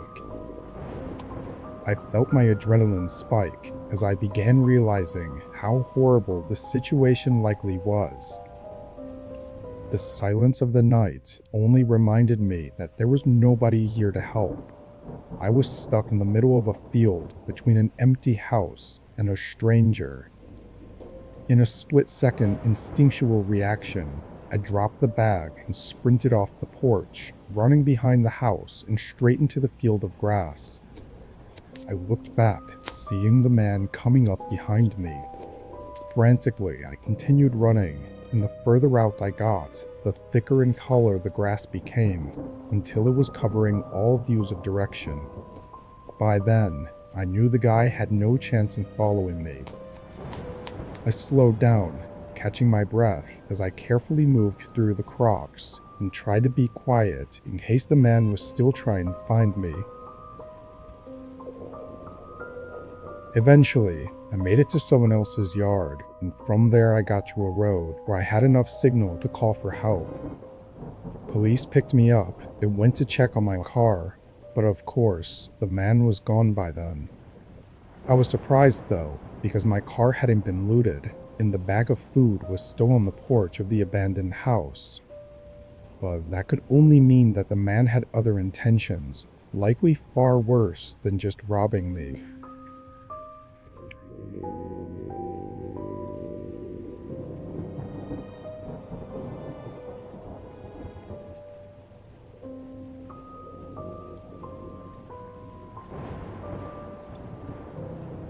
This happened when I was 18, making the road trip from my hometown to my new college. I had all my stuff shoved into the trunk and backseat of my cheap SUV. This was not only my first long road trip alone, but was also going to be my first time being away from my family for an extended amount of time, so my nerves were reasonably high. Anyway, the directions I was taking said it was 600 miles total, which I split into 2 days of driving. I was taking whatever route the maps had me take, and it estimated I'd make it to the hotel at 11 p.m., but with possible traffic, gas stops, and getting food, I knew I'd likely get there much later. By 7, the sun was fully gone, and most of the cars were gone too. Every once in a while a car would pass by, and I'd see their headlights slowly fade out in front of me, but for most of the drive, it was just me. This actually made me really tired and bored. Around 10, I decided I'd stop at the next gas station before making the final stretch of the drive. About 10 minutes later, I exited the road and entered a gas station. Being so far out, this wasn't a town or anything. It was literally just a gas station with a few pumps and a tiny convenience store. I didn't see any other cars on the road or in the lot, and not even any lights from any nearby houses or buildings in the distance. I pulled right up to a pump and got out to start topping off my tank, and as I looked around, I almost got jump scared by a guy walking up to me. In comparison to myself, he was much older, probably 50s if I had to guess, and he honestly looked homeless. But regardless, being approached out here wasn't something I was expecting, and his short smile didn't make me feel any more comfortable. "Hi, do you need something?" I said, hoping he wouldn't walk any closer. The man stopped a few feet from my car and looked around almost cautiously before responding. "Take the exit back onto the highway." I looked at him confused, not sure if I was understanding him right. He pointed behind me at the exit I came from and repeated himself. "Take the exit back onto the highway." After a second, I said okay, and the man walked off, but I was still really confused. The exit I came from that he wanted me to take again was a one-way road, so by his logic, he wanted me to drive on the wrong side of the road and do a U-turn back onto the highway. It just didn't make any sense. I looked out at the entrance road, the obvious one that I was supposed to take, and there were no signs of any construction or anything blocking it. It just looked like an empty ramp back onto the highway. As I put the pump back and got in my car, I glanced over at the man, who was now just sitting against the side of the convenience store. The more I thought about it though, the more crazy that man seemed, just to be sitting out here, saying nonsense. I thought maybe this was some kind of trap or something, so I went with my instinct and drove out of the lot and toward the entrance to the highway. As I merged onto it though, I realized pretty much all the streetlights were out. I slowed down, thinking maybe this was a construction zone or something. I kept my eyes focused on the road directly ahead, making sure to be cautious of anything. But while I made my way through the unlit road, I saw only a brief outline of a figure to my left before a pickup truck came out of nowhere and stopped right in front of my car. Every door opened as 4 men jumped out of the truck and started running up to my car, holding weapons of all kinds. Metal bats, machetes, knives, and not even anything covering their faces. They just had this emotionless gaze, like they felt nothing of what they were doing. I quickly started backing up as they got just a few feet away from my windows. And once I got far enough back, I suddenly saw the outline of dozens of people coming out of the shadows off the side of the road. A few even tried chasing my car as I frantically reversed out of there. As soon as I could, I turned around and sped off. I called 911 once I felt I was safe, but for some reason, I never bothered to call back. No update on it at all, almost like they didn't even check on it. Ironically though, it was the creepy old guy at the gas station that tried to prevent me from even getting caught up in that mess. Or at least that was what I assumed he was doing. Either way, I was incredibly lucky to get out of that with my life, as I have no idea what that was or what they were all planning to do.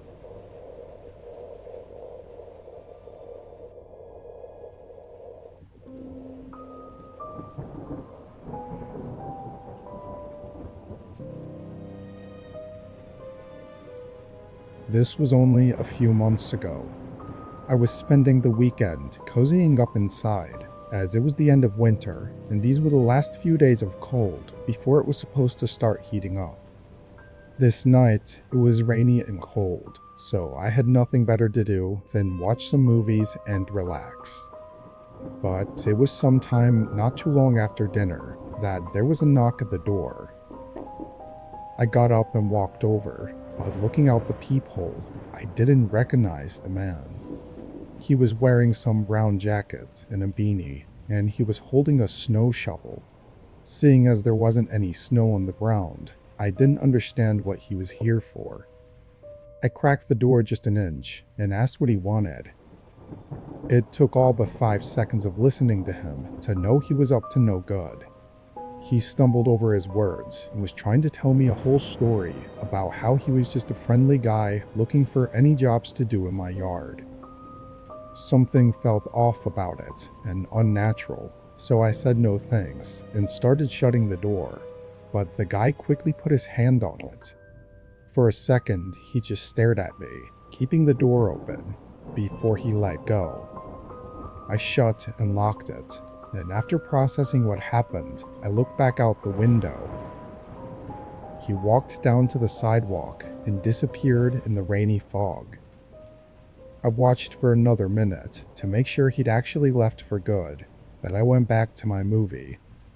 The guy was definitely sketchy, but I didn't think he would come back or anything, and would probably just go on to the next house. The rain had picked up over the next hour. I was still in the living room and had started another movie, although I knew I was probably too tired to finish it.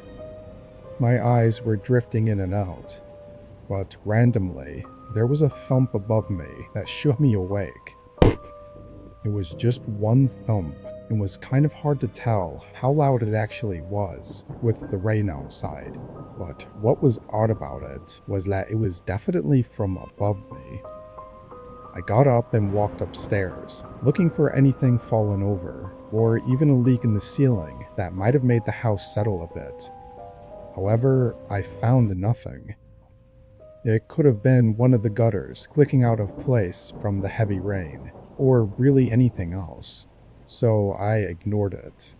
I went back downstairs, and being more awake now, I decided to finish the rest of the movie. By the time I'd finished it and was ready to go to bed, it was nearly 12 a.m. I shut off the TV and went around turning off all the lights downstairs. But as I was walking upstairs to go to bed, I could very quickly feel the temperature drop as I got closer to the top of the steps. Maybe I was too tired to give it much thought, but when I got upstairs and started closing each of the doors that I'd opened earlier, I noticed something from the corner of one of the rooms. The window was cracked open.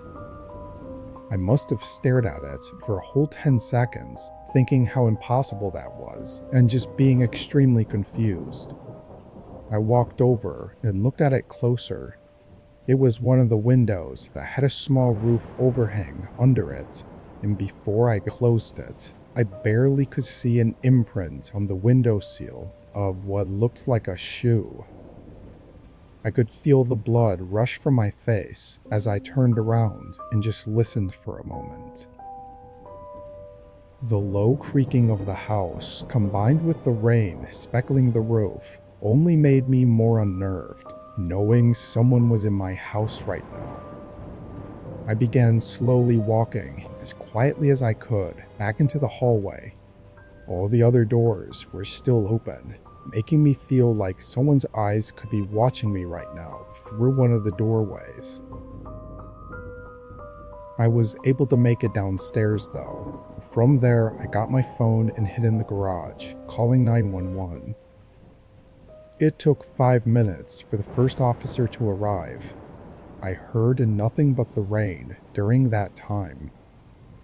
Once I let the officer in, I waited on my porch as he searched the home. About 2 minutes later, I heard him call out upstairs, and then he came down, holding a guy in handcuffs. I quickly recognized him as the man who showed up on my doorstep earlier in the night, and he had a terrible look of anger as he passed by me and was thrown in the car. Putting all the pieces together, the guy had climbed up onto my roof, which was likely the cause of the thump I heard hours ago. Then he got in through the second-story window, which I never had thought to even lock. Most disturbing, though, is that the officer said he was hiding in the master bedroom, which I was literally 30 seconds from entering, and maybe even falling asleep, without any idea he was in there. The guy even took his shoes off after climbing the window to not let his shoe prints show on the carpet. So the fact that I saw the tiny imprint on the windowsill is a miracle. With him going directly to my bedroom, his intentions were clearly malicious, and thankfully the judge agreed. It's only been a few months since, but I still have sleepless nights where I can't help but feel like someone is hiding inside my home in the middle of the night.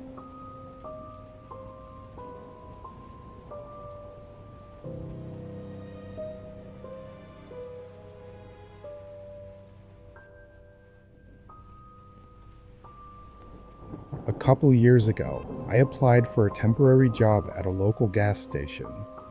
I was planning to move in 6 months, so I couldn't get anything too permanent, but I still needed to make some cash beforehand. This job paid well, enough to convince me to work the job opening they had for the overnight shift.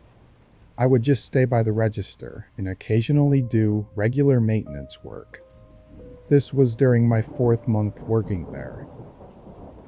At some point during this time, I became familiar with a customer that came in pretty frequently. Almost every night, around 1 or 2 a.m., this guy would walk in and buy random different things. Sometimes it was household items, or food, or tools. I always thought it was weird because he'd come in every night to buy a couple things that would be way cheaper and easier to get at any regular grocery store. He didn't talk much either. All I knew was that his name was Dave, and he drove an old red Chevy sedan. He looked like he was maybe 40 to 45 years old. Anyway, one night at the usual 1 a.m. time, Dave pulled into the gas station. No other customers were here. It was just me sitting in the corner waiting out the time. When Dave walked in, though, there was something different about him. He was dripping in sweat, and he was rushing through the aisles, searching for something specific.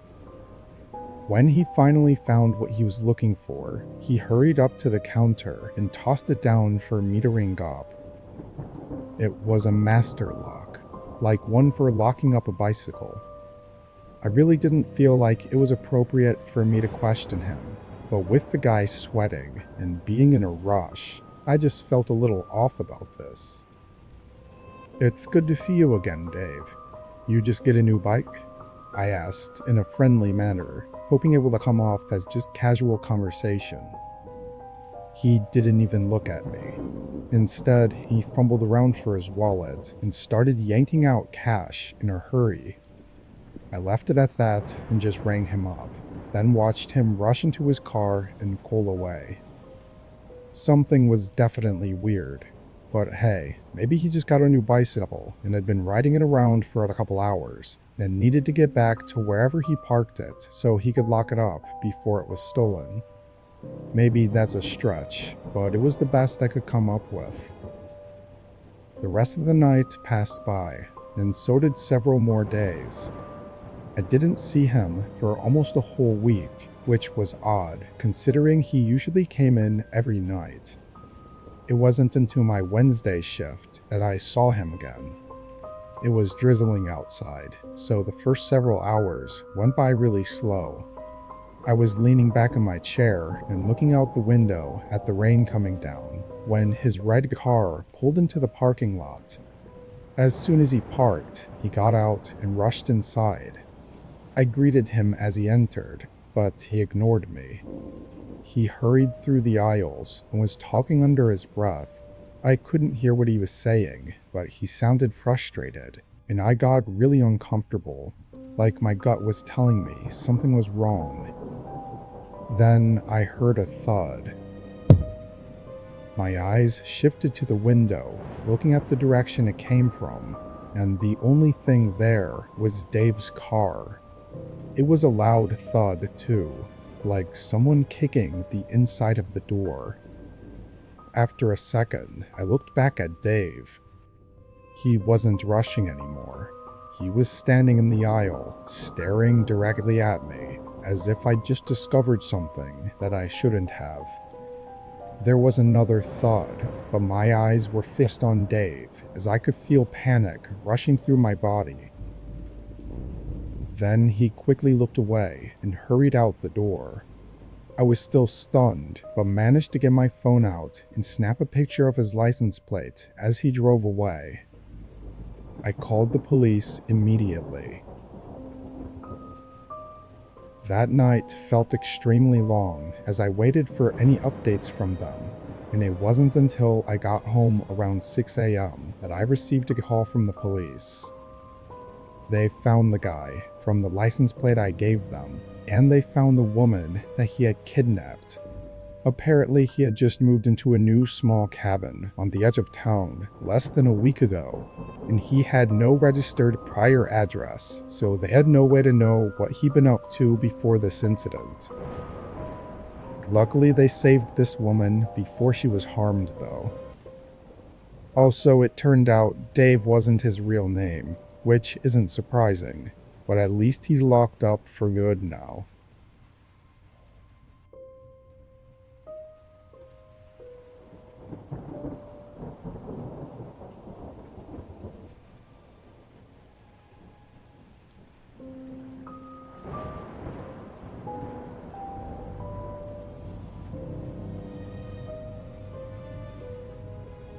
I was 14 when this happened, and this was over spring break. My parents' anniversary happened to be during this week, so they went on a date night a few hours north and were staying in a hotel. Having the house to myself for once, I invited one of my friends, Justin, to stay the night. He brought a ton of snacks and sodas, which we set up on the table in the basement and fired up the PlayStation. We had the speakers up pretty loud and were gaming down there for 3 hours straight. Eventually though, Justin went upstairs to get a glass of water, and when he came back down, he looked worried. I asked what was up, and he said there was someone outside the house. By the kitchen, we had a large sliding glass door, and I guess he saw a person standing in our backyard. I thought he was trying to play a joke on me, but he was serious. We both went back upstairs and into the kitchen, and at first look, it didn't look like anyone was in the backyard. But then we noticed that there were some smudges on the outside of the door that looked like someone might have been leaning on the glass and looking inside. That's obviously really creepy, so I shut the blinds and we did a quick perimeter check around the other windows. We didn't see anything else, so we figured we were all good. Again, we were both just kids and didn't really know how to handle something like this. After a couple minutes, we went back downstairs and continued where we left off. Another couple hours went by, and it had to be well into the night, like 2 or 3 a.m. Justin was getting tired, so we wrapped up our last match and turned off the PlayStation. The basement had 2 small couches, so we each took one and laid out some blankets, then turned off the lights and called it a night. For some reason, I had trouble falling asleep. Like I would fall asleep for a few minutes and then wake right back up, over and over. I don't know why, possibly from too much caffeine, but it went on for a really long time. It felt like over an hour. But then, one of these times that I woke up, something was different. I opened my eyes. It was pitch black in the whole basement, but there was a tiny streak of light across the other end of the room. I sat up a bit and could tell it was coming from the door above the staircase. I looked over at the other couch, and Justin was still there, sound asleep. Did he get up at some point to get more water? There's no way I wouldn't have noticed. I got up, feeling too uneasy to sleep without making sure this was nothing. I went over to the bottom of the stairs and looked up. The door was cracked open, but not enough to see through. I went to the top and opened it further. The hallway light was on, and so was the kitchen light. It was about then that I remembered about that man that Justin said was standing outside the house, and I walked over to the kitchen to look out the back door. The backyard was empty, and nobody was out there from what I could see. As I was about to look away though, something moved across the reflection on the glass door. I spun around, looking behind me and staring down the hall. Whatever I just saw had quickly moved across the other end of the hallway. I didn't know what to do. I just stood for a second before sprinting back into the basement. I woke up Justin, and after a quick explanation, he was just as terrified as I was. We hid in one of the closets down there and called the police, and while we were waiting, we could hear someone moving around upstairs. It was like they were running around the house looking for something. It got quiet after a few minutes though, and when police showed up, the person was gone. They found that the small bolt that locked the back door was snapped off, so that's how they got in. Other than that, we don't know anything. For several years after this incident though, every few months we would find those same smudges on the back door of someone clearly looking inside.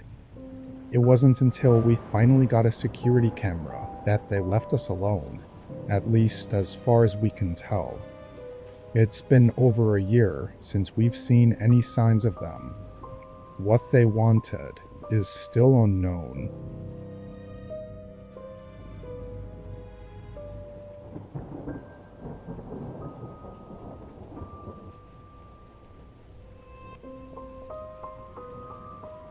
My name is Caleb Fletcher. I'm 16 years old, and this took place around 8 to 9 months ago, on the 24th of August, which was a Saturday. School had been going on for about 2 weeks, so to de-stress a little, I decided to see if my friends, well called Griffin and Broly, wanted to hop on Fortnite. My mom and sister were out shopping, my dad was working, and I was bored. It was around 8 p.m. when we finally got on to play, because I had decided to make pizza rolls beforehand and ended up burning the batch. After a few rounds, I could tell my friends were getting tired of losing, so they got off after only an hour.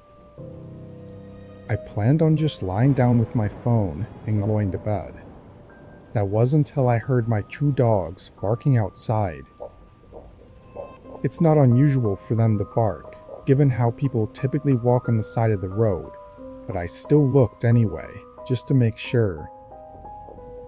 I didn't see anybody, but seconds after looking out the window, I heard our garage door open and shut. That usually means my dad is home from work, but I didn't see his van outside, and he had texted me earlier telling me that he would be working late tonight. I decided to walk downstairs into the dining room and look out the window to get a better view. From there, I could see that our driveway was empty. There wasn't a person or vehicle in sight. I wasn't the type to go investigate, so I ran back up to my bedroom and texted my family group chat to ask if anybody was home. I told my mom about the garage door, and she told me to turn off the lights, lock my bedroom, and stay there until she got home. So I did just that. About 15 minutes later, I thought I heard our wooden floor downstairs creaking, like someone was trying to be sneaky. I didn't have anything to use as a weapon, so I unclipped my microphone's boom arm from my desk and quietly opened the door. I walked out onto our upstairs balcony and looked over, trying to see if I could spot anyone hiding or anything suspicious. I stupidly yelled, "Is anybody there?" like they were really going to answer. I thought everything was fine though, until I saw a large silhouette of someone standing underneath the balcony. I panicked and ran to the closest room with a door, which happened to be my small bathroom. The intruder must have known I noticed them, because I heard loud and fast footsteps running up our stairs as I locked myself in the bathroom.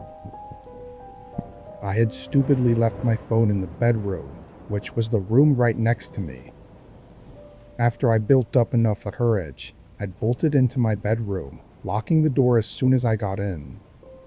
My sister's room was right across from mine, and its door was open, so I figured the intruder must have been in there. After locking my bedroom door, I grabbed my phone and typed 911 into it.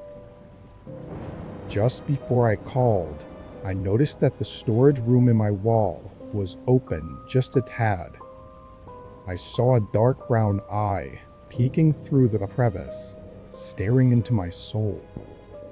The pure terror I felt in that moment is something I'll never forget.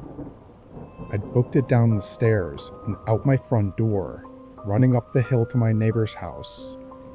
He was a police officer. He alerted the other cops while I stayed with his wife, and he went down to investigate. I told him exactly where the intruder was, hiding in my bedroom. Minutes later, I ran back down the hill to see if the intruder had been caught. When I walked in, I saw a tall, skinny man with a gray beard and a dirty black coat being pushed onto the floor by my neighbor as he was getting handcuffed. I'm not allowed to be home alone anymore, and we have better security around our house now. My family was just happy to know I wasn't hurt, and they were thankful for my neighbor's bravery. I don't wish an experience like this on anybody, not even my worst enemy.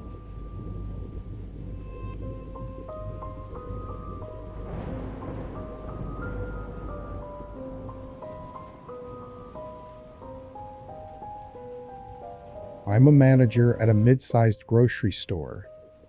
I do 10-hour shifts and work mostly overnights. At the time, our store was having some staff issues that made pretty much every department understaffed and overworked, and overnight stocking was no exception. I had one guy that would help me 5 nights a week, but that was it, other than me.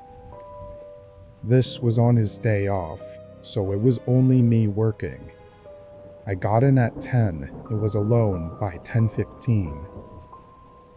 After running some numbers in the office, I started pulling out loads of boxes to the aisles to start unpacking and stocking. Even though I had no help this night, I still had to get everything done, so I was working hard and as quickly as I could. I didn't even stop for a break or anything. But suddenly a tapping sound echoed through the store.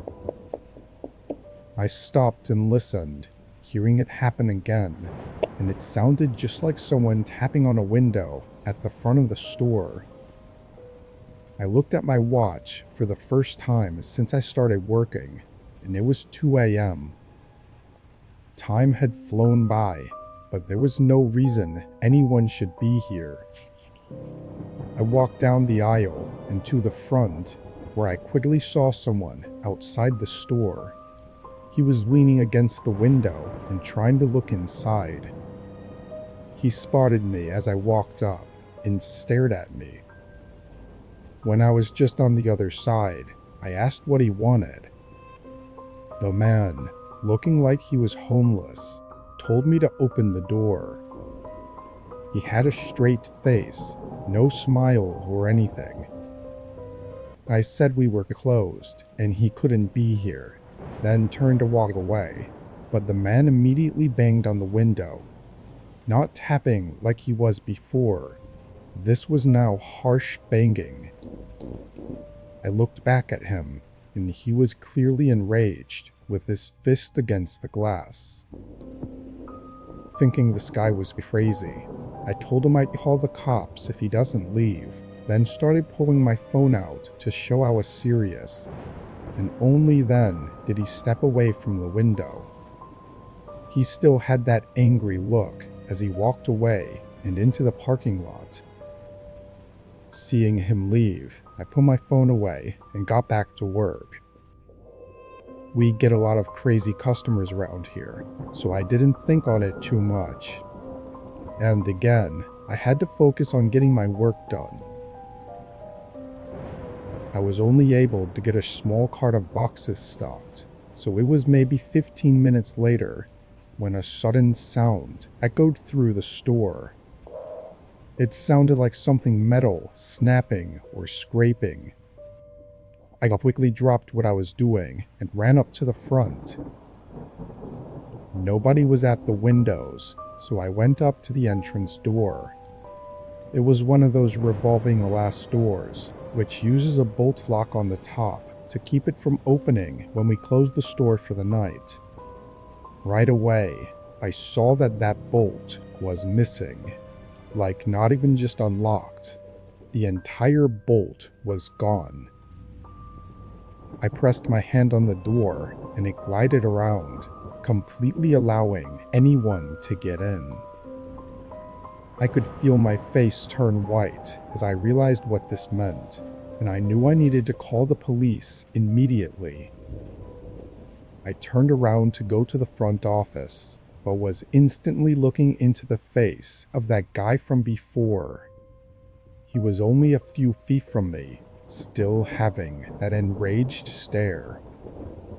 I didn't hesitate to run out the revolving door, hearing the guy follow close behind me. As I ran out into the parking lot, an old van came speeding up to the front. It nearly hit me, but I just kept running until I got to my car.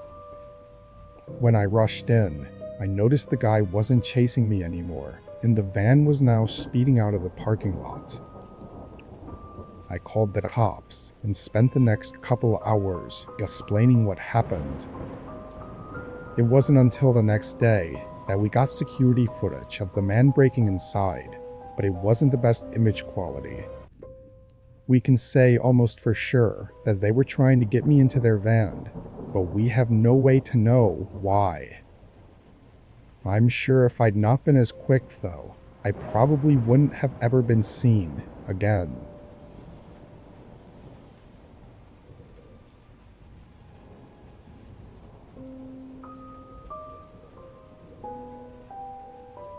This was a few months ago while driving for DoorDash.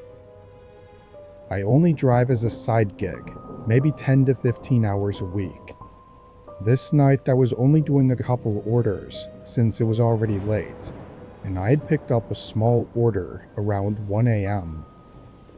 It was to be delivered to a business building somewhere across town, which was apparent by the address.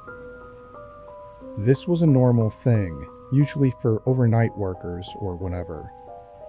When I pulled into the parking lot though, it was empty. No cars at all, and it didn't look like there was a parking lot behind the building either. I parked in a spot near the front and got out with the food. The place was definitely an office building of some kind, and was smaller than most, being only 2 stories and not very wide. All the lights were off in the windows though, aside from one light behind the front door. I walked up to the door and checked the app, seeing it has specific drop-off instructions to enter the main hallway and leave the bag outside of room 232. I looked through the door in the building, seeing this hallway with a bunch of closed doors on either side.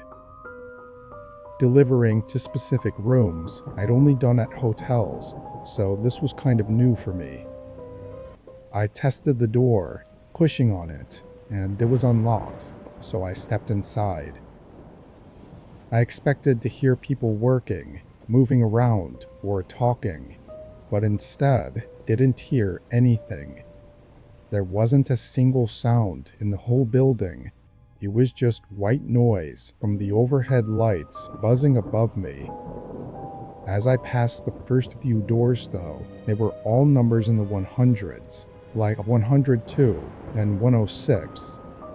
The room the instructions said to leave it at was in the 200s, so I assumed that meant it was on the 2nd floor.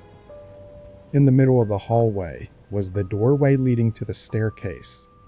It was held open with a wedge door stopper on the floor, but the lights weren't on.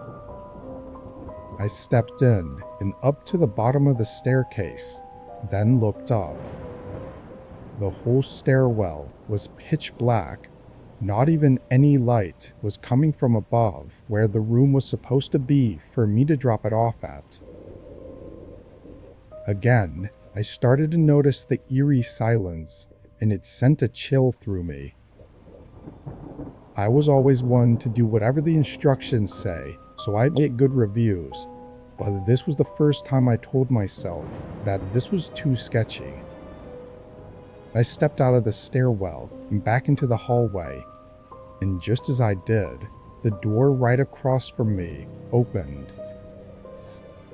The lights in that room were off, but a man emerged from behind the door and stepped into the hallway. He was wearing street clothes and just didn't look like an office worker at all. But he stood in front of me and pointed past me at the stairwell. 232 is up there. I nodded, but didn't move, and neither did he. He just looked me in the eyes with a look like he was suppressing his anger. After an intense few seconds, I dropped the bag on the ground and started quickly walking to the exit. The man didn't follow me, but I heard his footsteps go into the stairwell and up the stairs as I left the building. I got out of my car and left. I didn't know what that was, or if I was maybe overreacting about it, so I didn't call the police. The following day, though, the police actually called me. Apparently the office reported a break-in, and in the CCTV footage, they saw my car and license plate, tracking it back to me. They also had footage of the break-in, and so they called me in to question me about any information I might have. I didn't have much to give, but it turned out there were actually 3 people that broke inside. One was downstairs, who I saw, but the other 2 were shown on the cameras to be hiding at the top of the stairs, seemingly waiting for me to go up. Disturbingly, several other delivery orders were made to that same office that night. All of the other drivers were smarter than I was, though, leaving the orders outside by the front door. What would have taken place in that office had any of us gone up to the 2nd floor is unknown, but hopefully police can find the 3 men before anyone falls victim to it.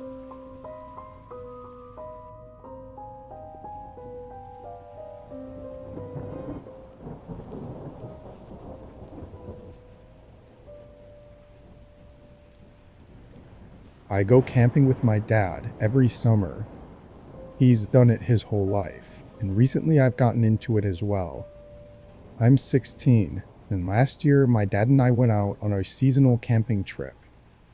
We found the spot online together while looking for a new camping area to try out for the summer. There's no pictures of the area, but the map was easy to follow, and the description of the trail was that it was easy and uncrowded.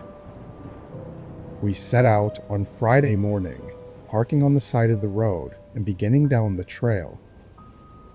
After the first quarter mile, it was clear that the description wasn't very accurate. It was pretty steep in some parts, and a lot of the trail was muddy or overgrown, which made it actually really hard. Already being there though, we just pushed through and eventually got to the campsite. It looked no different than the woods on the trail that we had been walking on for the past 2 hours. There were trees everywhere, and just a plot of overgrown grass to set our stuff up on. No cool views or anything. We pitched our tents and made lunch. My dad was a bit of a talker, so the rest of the day we were just in conversation. Once the sun was starting to set, we walked around the trees near the campsite and collected some dry sticks to make a fire with. In the middle of us talking, though, we were interrupted by a loud voice behind us. We both stopped talking and spun around. The woods were suddenly quiet again, and we didn't see anyone there. It sounded not too far away though, like maybe a mile out. Neither of us said anything for 30 seconds, just staring at the trees and trying to spot any movement. Then it came again. Someone, a man's voice, yelling. It sent chills through me. There was a pain and harshness to the scream, like they were in trouble. I looked up at my dad, who looked really conflicted and worried. He turned me around and led me back to the campsite, quickly starting the fire. The screams kept coming though, and eventually I asked my dad if we should help them. I could tell my dad was thinking of every option. He faced me and told me to stay by the fire and wait. His face was serious, and he said he was going to run a little ways toward the voice and just see what he could see, and that if I saw anyone, to not let them near me. I agreed and watched him run toward the man's voice. After a minute, he was out of sight. Honestly, I wasn't sure what I would have done if I were in my dad's shoes. Leaving someone in need of serious help would make me feel horrible, but we were also in the middle of the woods, so if something happens, well, I don't know. After 10 minutes, I started to get a little worried. The sun felt like it was dropping fast, and there was still no sign of my dad. But then, suddenly, the screaming stopped. The whole forest was now quiet again. I wondered if my dad had found him and was helping him, or if something else happened. Still, after another 10 minutes, my dad was nowhere in sight. With the blanket of darkness starting to cover the forest, I grew more and more nervous. I stood up and walked a little bit away from the campsite and toward where my dad had gone.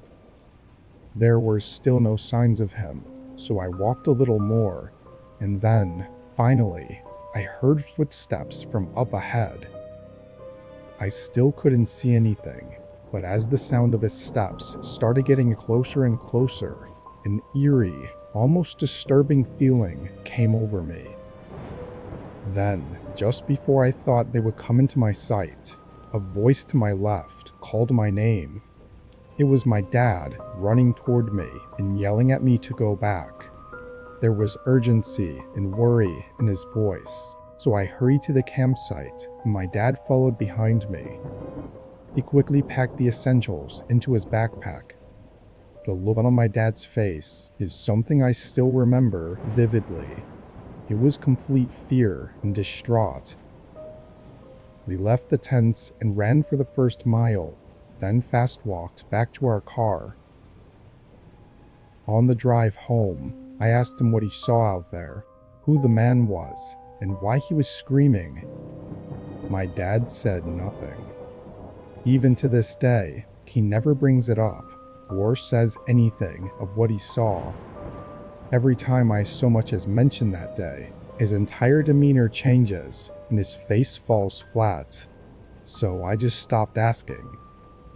All I can think about now is those footsteps that I heard walking toward me, and what would have happened if my dad hadn't shown up in time.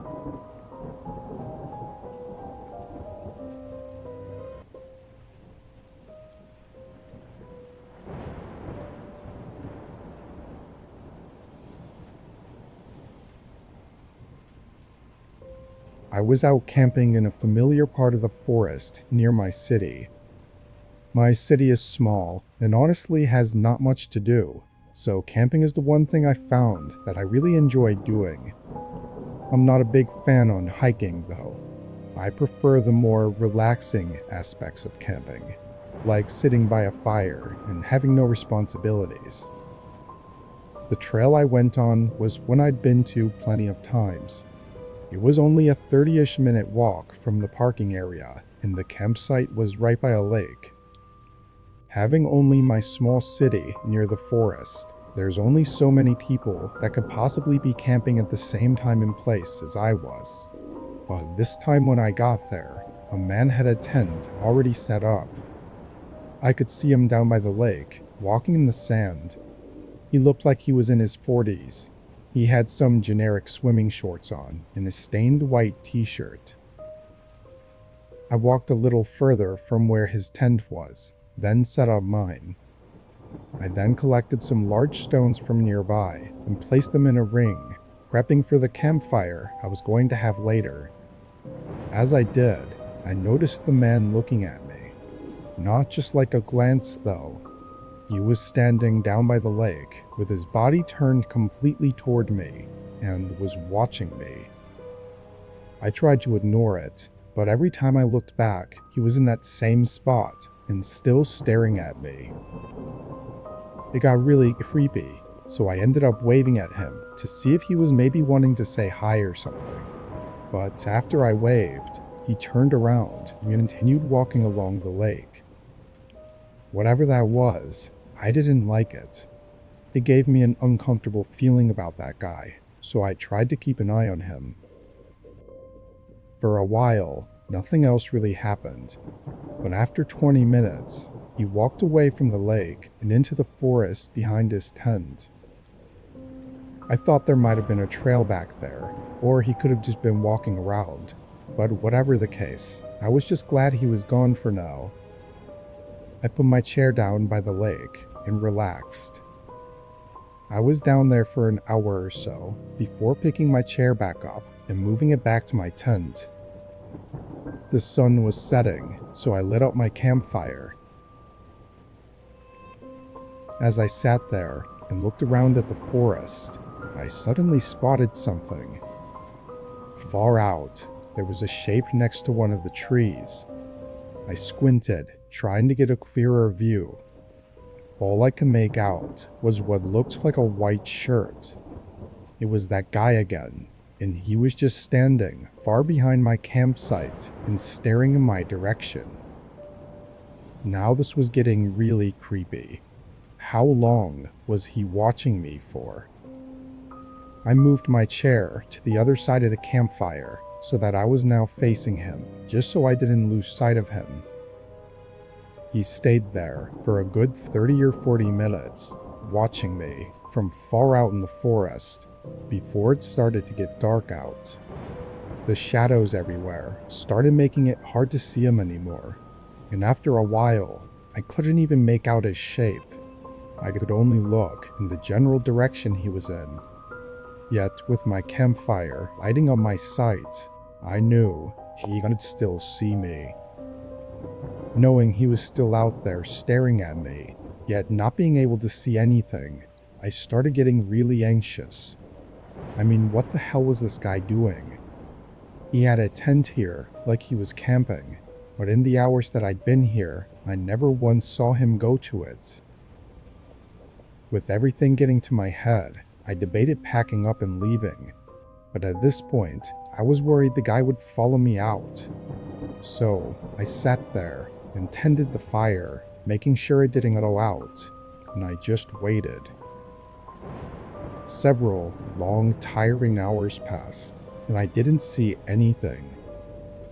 He never came back to his tent, or came close enough for me to see him. When the sun started coming up, I looked all around and saw no signs of him. I packed up my gear and booked it back to my car. It's hard to know that guy's intentions. If I hadn't stayed awake and been cautious of him from the start, who knows where I'd be right now.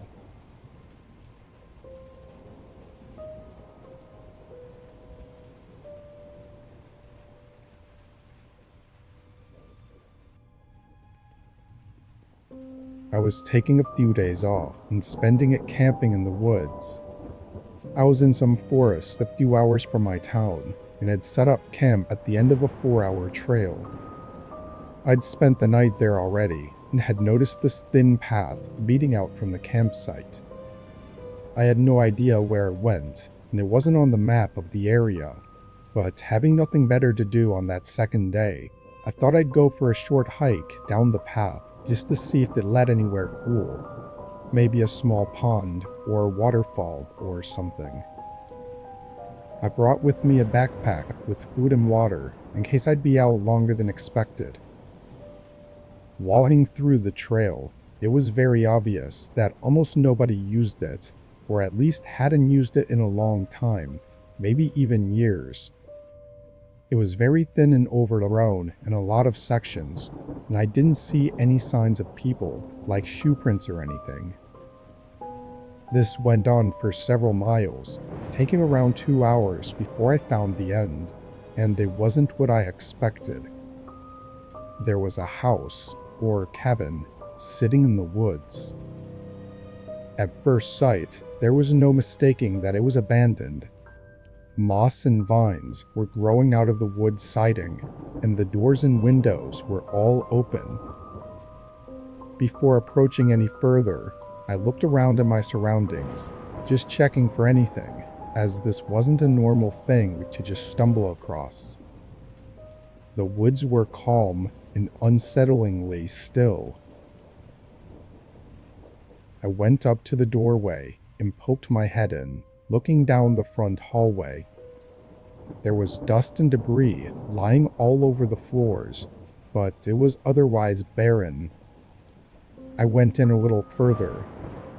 It smelled of mildew and rotting wood, but as I crept through the rooms, there wasn't much to see, Feeling uneasy though, I was about to turn around and leave, but a small glimmer caught the side of my eye. On one of the closed wooden doors, the handle had been ripped off and replaced by a silver padlock. It almost looked brand new and matched nothing else in the house. My curiosity immediately had me thinking of why there was a padlock on the door to an otherwise empty and ruined cabin. The more I looked at it though, that uneasy feeling just took over me, and I couldn't get myself to investigate. I quickly left the house and went back to the path. Just as I entered the trail again, I heard a single footstep on the wooden floor inside the house. I turned and looked at the doorway, but saw nothing, so I kept on walking, trying to distance myself from that place. As I walked back though, for the whole 2 hours, I kept hearing footsteps in the distance, like someone was following me. The trees densely covered the area though, making it impossible to see that far. When I got back to the camp, I got a fire going early and just sat and waited, listening and looking to see if anyone showed up. By nightfall, I hadn't heard anything else, but as the hours got later, I started hearing it again. Footsteps out in the distance, far beyond the light of the campfire, but definitely close enough for them to see the light. It went on for several hours, hearing a line of footsteps every 10 to 15 minutes. Still though, I was never able to see them, and eventually it got so late that I knew I had to sleep. So I left the campfire going as I got inside my tent. I was in and out of sleep for the rest of the night, waking up at every small sound the woods made. After getting almost no sleep, I left. What the cabin was doing there, and whoever had followed me that night, I'll never know. I can't say what they intended to do, but their disturbing stalking behavior only lets me assume the worst. But I can never seem to stop thinking about the disturbing possibilities of what was behind that locked door.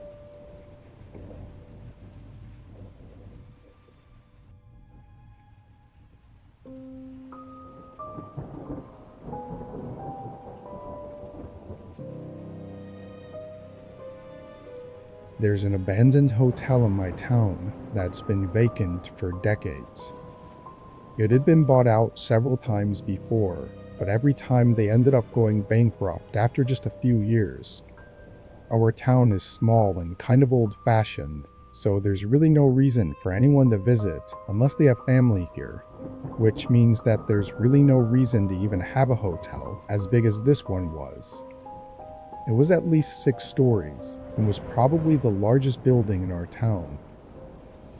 Anyway, when I was 23, I just casually decided to check it out. I felt like there was nothing actually dangerous or scary about it. It was just an empty abandoned building that would be cool to walk around and look at. I decided to go during the day, because I figured that if anyone was there during the daytime, then they were probably just harmless people exploring it like me. I parked at a store that was a half-mile away, then walked to the hotel. It was mostly isolated on the side of the road, being that most of the stores surrounding it had already been torn down. The hotel itself, though, looked a lot worse than the last time I'd seen it. The brick was crumbling, and the whole place seemed like it was fading and decaying. I went up to the front and glanced inside. It was mostly empty, with only a few things scattered around, like chairs and old furniture. I stepped in and walked through the lobby, opening the door to the staircase. The whole stairwell was covered in shadows, as barely any light was getting in. All I could see was a dim beam of light coming from one of the floors above. It was only just enough for me to find my way up the stairs, but when I got to the door on the second story, it was blocked. Something on the other side was keeping it from opening, and a sheet of wood was covering the window on the door. I left it and continued up to the third story, opening the door and entering the hallway. This was probably the most creepy setting I'd ever been in. The hallway was dark and musty, with only a small window on either end to light up the corridor. I walked down a little bit, then went into the first room with an open door. Oddly, it looked kind of normal. There were layers of dust covering everything, but all the furniture was set up as if it had never been moved. There were even towels and soap left in the bathroom still. As I was looking at all of this, I heard a small thump. I turned around and faced the doorway, not sure if that was from the floor I was on or the one below me. A few seconds later, quiet footsteps creaked the floorboards, coming down the hallway. As they got closer, I just stared at the doorway and hoped that they weren't on my floor. After a few seconds though, I heard them stop, followed by a door opening and then slamming shut on the floor below me. Afterward, there were no footsteps or really any sounds at all. I tried to be quiet, walking up to the hallway and looking out to make sure nobody else was here. Thinking about it though, I couldn't see why another person just exploring the place would walk so deliberately to a room and slam the door. And the more I thought about it, the more nervous I got. Only adding to the eeriness was how silent the whole place was now. After a minute of standing in the hallway and thinking I'd had enough, I quietly walked back to the staircase and opened the door, entering the dark stairwell and starting to descend. There was no way to be quiet on the metal stairs. Each step was an unavoidable hollow thump. But as I passed the door to the second story, I noticed a small gap in the doorway that definitely wasn't there before. Then I looked down at the stairs ahead of me. A figure stood in the stairwell only a few steps below me, barely visible in the darkness, but their eyes stared right at me. They looked dreadful and emotionless. With no choice, I started carefully walking on the edge of the staircase, passing by them with only a couple feet between us, as his eyes followed every move I made. Once I got to the bottom, I opened the door and ran out into the lobby where I could finally see clearly. I hurried back to my car and sat in the parking lot for a while. Looking back, that was probably the dumbest thing I'd ever done. I guess I just didn't realize what I was walking into. I'm not sure why that person was there, or what they were doing, but leaving when I did was probably the only good decision I made.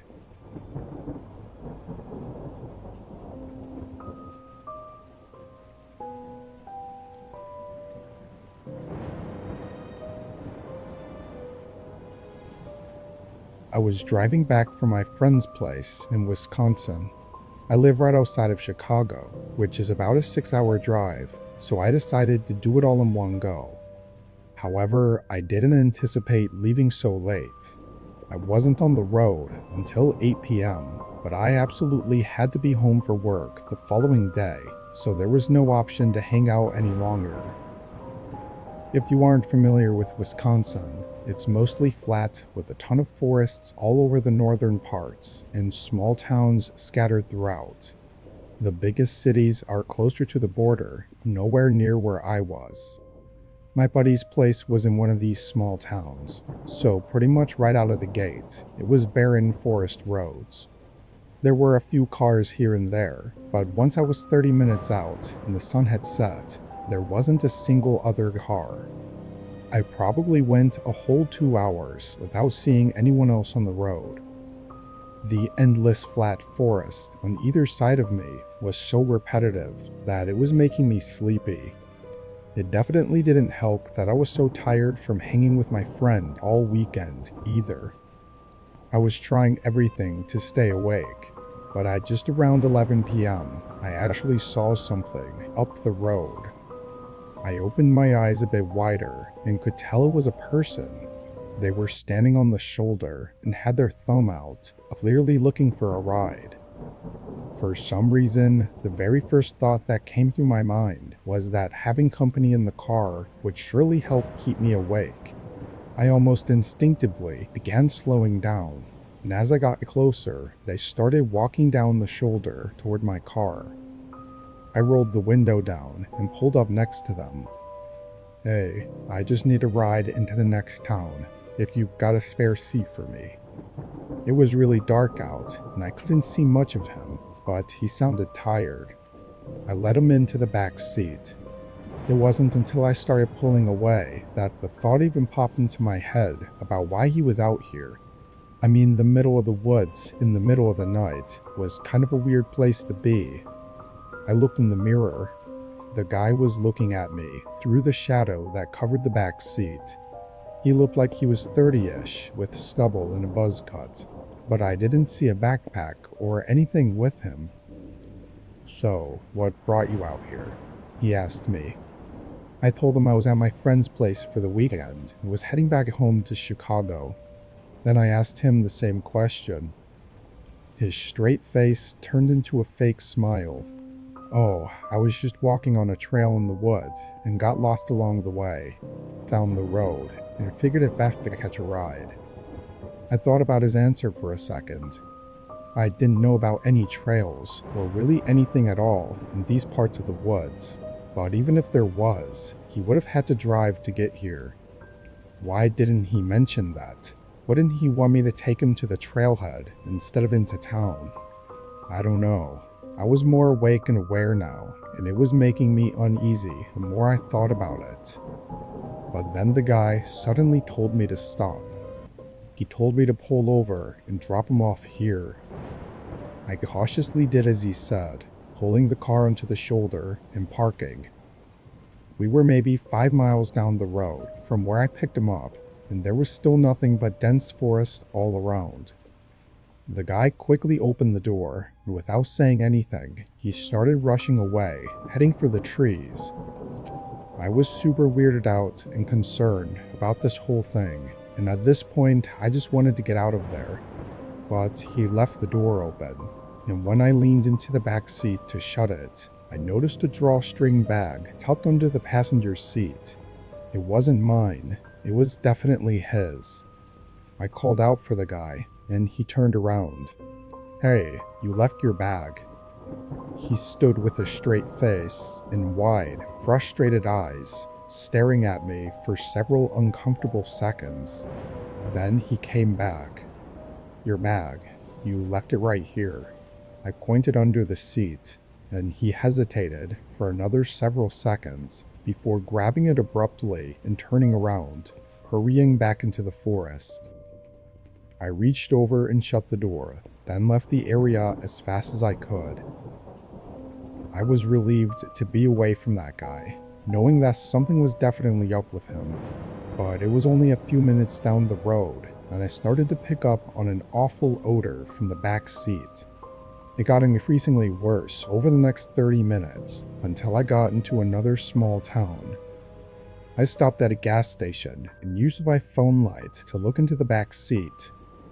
On the carpet under the passenger seat, right where the drawstring bag had been sitting, there was a deep red stain. I almost threw up as I ran into the gas station and called the police. I gave them all the info I had on what happened, and they cut out the piece of carpet from my car to get it tested. They also did a search for the man, but came up empty-handed, only finding a few footprints near the spot I picked him up at. I don't know exactly what was in that bag, but it seems like he was trying to plant it in my car as a means to cover something up. We still have no idea who he was or what he was up to that night.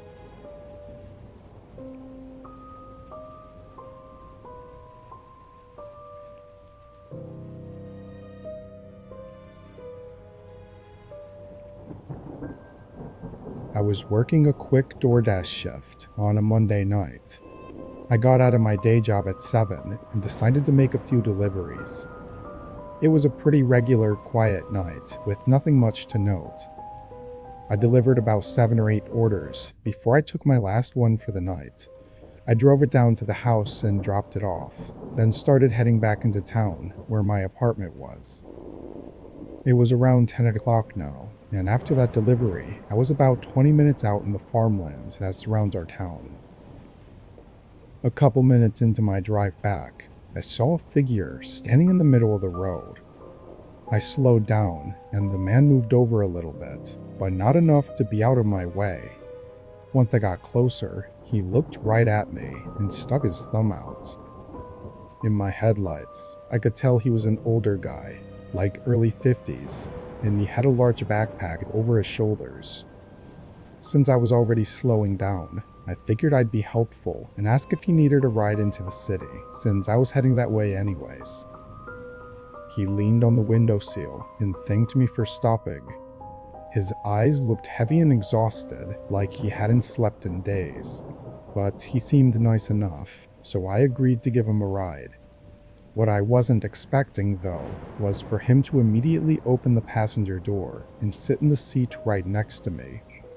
It didn't really matter, I guess, but I felt like it was usually common courtesy to get in the back seat. As he got situated, I looked past him at where he came from. It was a field of tall grass, just a huge farm or something. "You from around here? What brings you out to the farmland?" He looked over at me. "Just making my way across the country to visit my family. Don't have a car, so I've been hitching rides." I thought that was pretty interesting, so I asked more about where he was from, but he gave me very vague and uninterested answers. A couple times I caught him looking into my back seat. Not just quick glances though, like he was running his eyes through the whole back seat and looking for something. Something about this guy started to make me feel off. He wasn't talking much and was just acting really unusual. "Is everything okay?" I asked.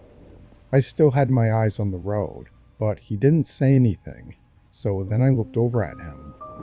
My eyes were drawn to his disturbing stare before I noticed the knife he had clenched in his right hand. "Stop the car." I didn't say a word and parked right in the middle of the road. I was terrified and just thought if I let him take whatever he wanted, then I'd get out unharmed, so that's exactly what I was going to do. As soon as the car was in park, I turned to open my door, but he quickly stopped me. "Get in the back," he demanded, still clenching the knife. I froze up for a moment, realizing we were in the middle of empty fields, and that if I get in the back, I'll probably never have another chance to escape. He told me again, and that's also when I noticed his large backpack was slightly open by his feet, revealing a thick bundle of rope.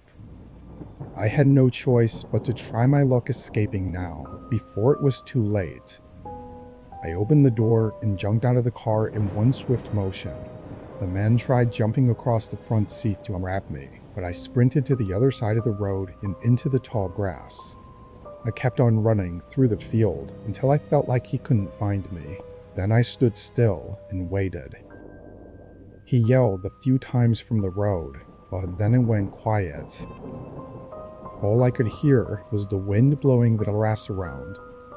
I stood still and motionless for a good 15 minutes before I slowly made my way back toward the road.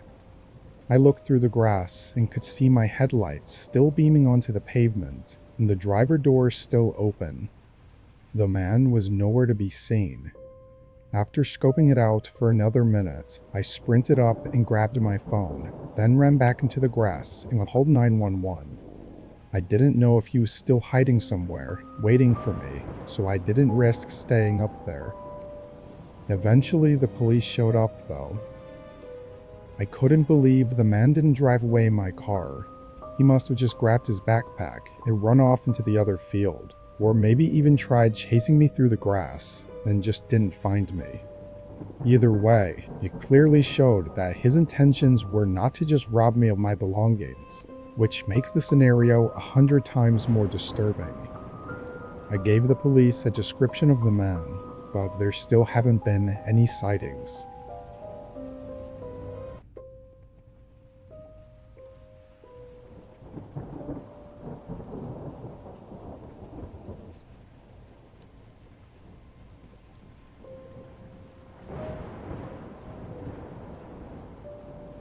This was in 2016. My parents had just moved to the West Coast, and I was on my way driving there to visit them. A lot of the way there is pretty empty, with only a few gas stations spread out down the long highway. At some point during my second night of driving, my check engine light came on in my car. I wasn't exactly surprised, because my car was old and not very reliable, but I wasn't really a car person either, and I had no clue what could be going on with it. I looked up where the next gas station was. It was another 30 miles away, but I really had no choice but to make it there. However, my car decided to make the choice for me instead though, as the engine suddenly cut out, leaving me coasting along the side of the road until I eventually stopped. I tried everything I could to get it working again. I even got out and looked under the hood for any possible causes of the problem, but I saw nothing. Honestly, I thought this was just the final leg of my car. In the meantime, all I could do was find a way to get help. I pulled my phone out, and I immediately felt my stomach drop, as I had no service. I tried a few calls anyway, but obviously none of them went through. After 30 minutes of trying to find a solution, I realized I really only had one option, which was to hitchhike a ride. I'd never done it before, and I was kind of nervous, not really knowing what to expect. I always found it as a strange thing that I never thought I'd ever do. I stood out there on the side of the road and just waited. Every 15 or so minutes, a single car would pass by, but none of them stopped for me. This went on for hours. It was probably 2 or 3 a.m. before I saw the headlights of another car coming down the road. I stuck my thumb out, assuming it would pass by like all the rest, but to my surprise, they started pulling over. It was a black pickup truck, and I couldn't really see the driver until I walked around to the side of their car. He was a very skinny man with a long, thin face, and matched with his long black hair, it was a little unsettling. "Need a lift?" he said happily, with a big grin. Something really put me off about this guy, but honestly, I was tired, and this might be my only opportunity to get a ride, so I didn't pass it up. I hopped in the back seat. I felt like it would have been awkward if we didn't have some small talk, so I asked him what he was up to tonight. "Just cruising on the highway," he responded, like it was a hobby of his or something, which was kind of strange since we were in the middle of nowhere. I was surprised he didn't ask me what I was up to, or why I needed a ride, but I tried to think of another question just to keep the conversation going. The man interrupted my train of thought though, when he looked at me for a few seconds in the mirror. "You don't have any weapons on you, right? Just making sure I'm safe," he said, with again that odd smile of his. I said no, thinking it was a strange question to bluntly ask, but maybe he really was just trying to watch out for himself. I don't know, but after that I stopped talking. 10 more minutes went by as I just stared out the window before the man made a sudden turn off the highway and onto a dirt road. I immediately sat up and looked around, realizing this was definitely not right. "Where are we going?" He shot a quick look at me, then continued to drive without answering. I asked him again, more loudly, as the fear was building up. "Where are you taking me?" At this point, I knew that no matter what, the next time this car stops, I was going to bolt, so I got ready with my hand on the door. As he drove down this beaten dirt road, suddenly a small farmhouse appeared in the dim lights. Its front door was wide open, and the whole place looked like it was decaying and falling in on itself. Once we got up closer, he suddenly slammed on the brakes. I jolted forward into the seat, and the man instantly swung his door open and ran around to the side door. I swung mine open as well and sprinted out, heading right for the tree line. The man ran around the car and came running up behind me, but once we were in the woods, it was so dark that I could only hear his footsteps and could no longer see him, even though he was just 10 or 15 feet behind me. I took a sharp turn, getting behind a tree and holding my breath. His footsteps came right up past me and continued further into the woods. A whole minute passed before I heard his creepy voice call out for me. Over and over, he'd repeat the same lines in the same tone of voice. "Come on, let's go back. I'll give you a ride. I wasn't trying to scare you." It was extremely disturbing. Even worse, I never heard his footsteps pedal back toward the car, so I had no idea where he was, or if he was lurking in the dark somewhere nearby. I knew I had to leave though, so I started quietly walking in the direction of the main road, or at least what I thought was that direction. I really couldn't see anything, but once I was deeper in the woods, I pulled my phone out and turned the brightness on low. Somehow, I happened to have a service now. I almost wanted to cry from the relief. I dialed 911 and had them track the call so they knew where I was. Thankfully, I made it back to the main road and met 2 officers there. By that time, the man and the car were somehow gone.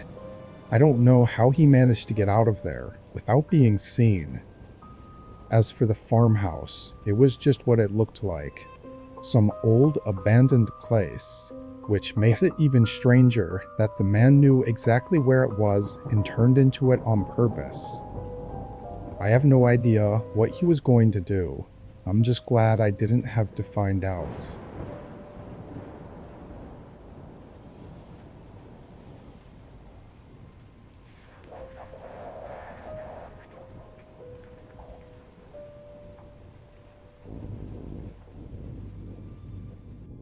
My family owns a huge plot of land full of trees, and on the edge of the property, they built a cabin. Compared to the main house, it feels a lot more closed off in the woods. This year, I took a trip up there around the end of October to see my parents and siblings. With the house being full, I volunteered to stay at the cabin for the few days I was there. This was the first day I arrived on the property.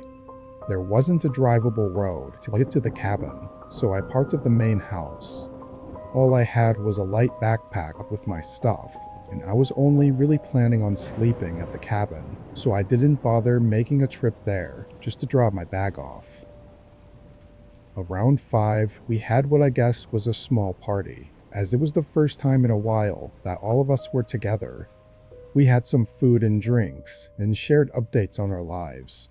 It was a good time, but it definitely wore out my energy after a few hours. I told them I was going to head out to the cabin for the night and get ready for bed, so I threw my backpack on and left through the back door. The trail to get there was very thin and was about a 10-minute walk. I hadn't even thought about the dark though. There were no lights or anything along the trail, so I had to put on my phone light just to see where I was stepping. A little ways down, I randomly heard a stick snap behind me. I turned and looked at the path, but my phone light was awful and barely lit up anything. I figured it was nothing and kept walking. Only a couple seconds later though, I heard it again. It was like as soon as I started walking, something behind me started walking too, like I was being followed. Who's out there? "Alec, I know it's you. Not funny, bro." I called out, hoping it was just my brother being annoying. I knew if it was him, though, he would have been cracking up by now. I felt really uneasy as the suspense of not being able to see anything really started getting to me. I kept walking, moving faster now. I heard leaves crunch several times as I continued making my way to the cabin, though I didn't turn around, knowing I wouldn't see anything anyway. I hoped it was just my mind playing tricks on me. Maybe I drank a little too much. Whatever it was, I didn't want to be out in the woods any longer, so I hurried and finally made it to the cabin. I unlocked the door and got in, locking it behind me. After tossing my bag on the floor, I rubbed my face out of stress of whatever I just experienced. Just then, a subtle sound came from the other side of the door. It was someone turning the knob and trying to open it, and right after they figured out it was locked, they banged on it. Not just knocks, like full-on hitting the door. I almost fell over just from the jump scare of it. They kept banging on the door though, and with nothing else to do, I walked up and looked out the thin window on the side of the door to see who it was. When I did, I saw a man wearing a dark jacket and heavy boots that I'd never seen before in my life. I only looked for a moment before his eyes shot over at me. They were full of rage, and he immediately followed up by pounding on the window. Then, out of nowhere, a voice yelled from the woods. The man paused, then sprinted in the opposite direction. About 30 seconds later, I checked out the window and saw my brother Alex running up to the cabin. I guess he happened to see the guy come up behind me as I started walking to the cabin, and after asking my parents if they knew him, he immediately came running for me. To this day, we've never seen him again, and don't know what he was doing out in the woods on our property, or why he was stalking me. That night still scares the hell out of me to think about though.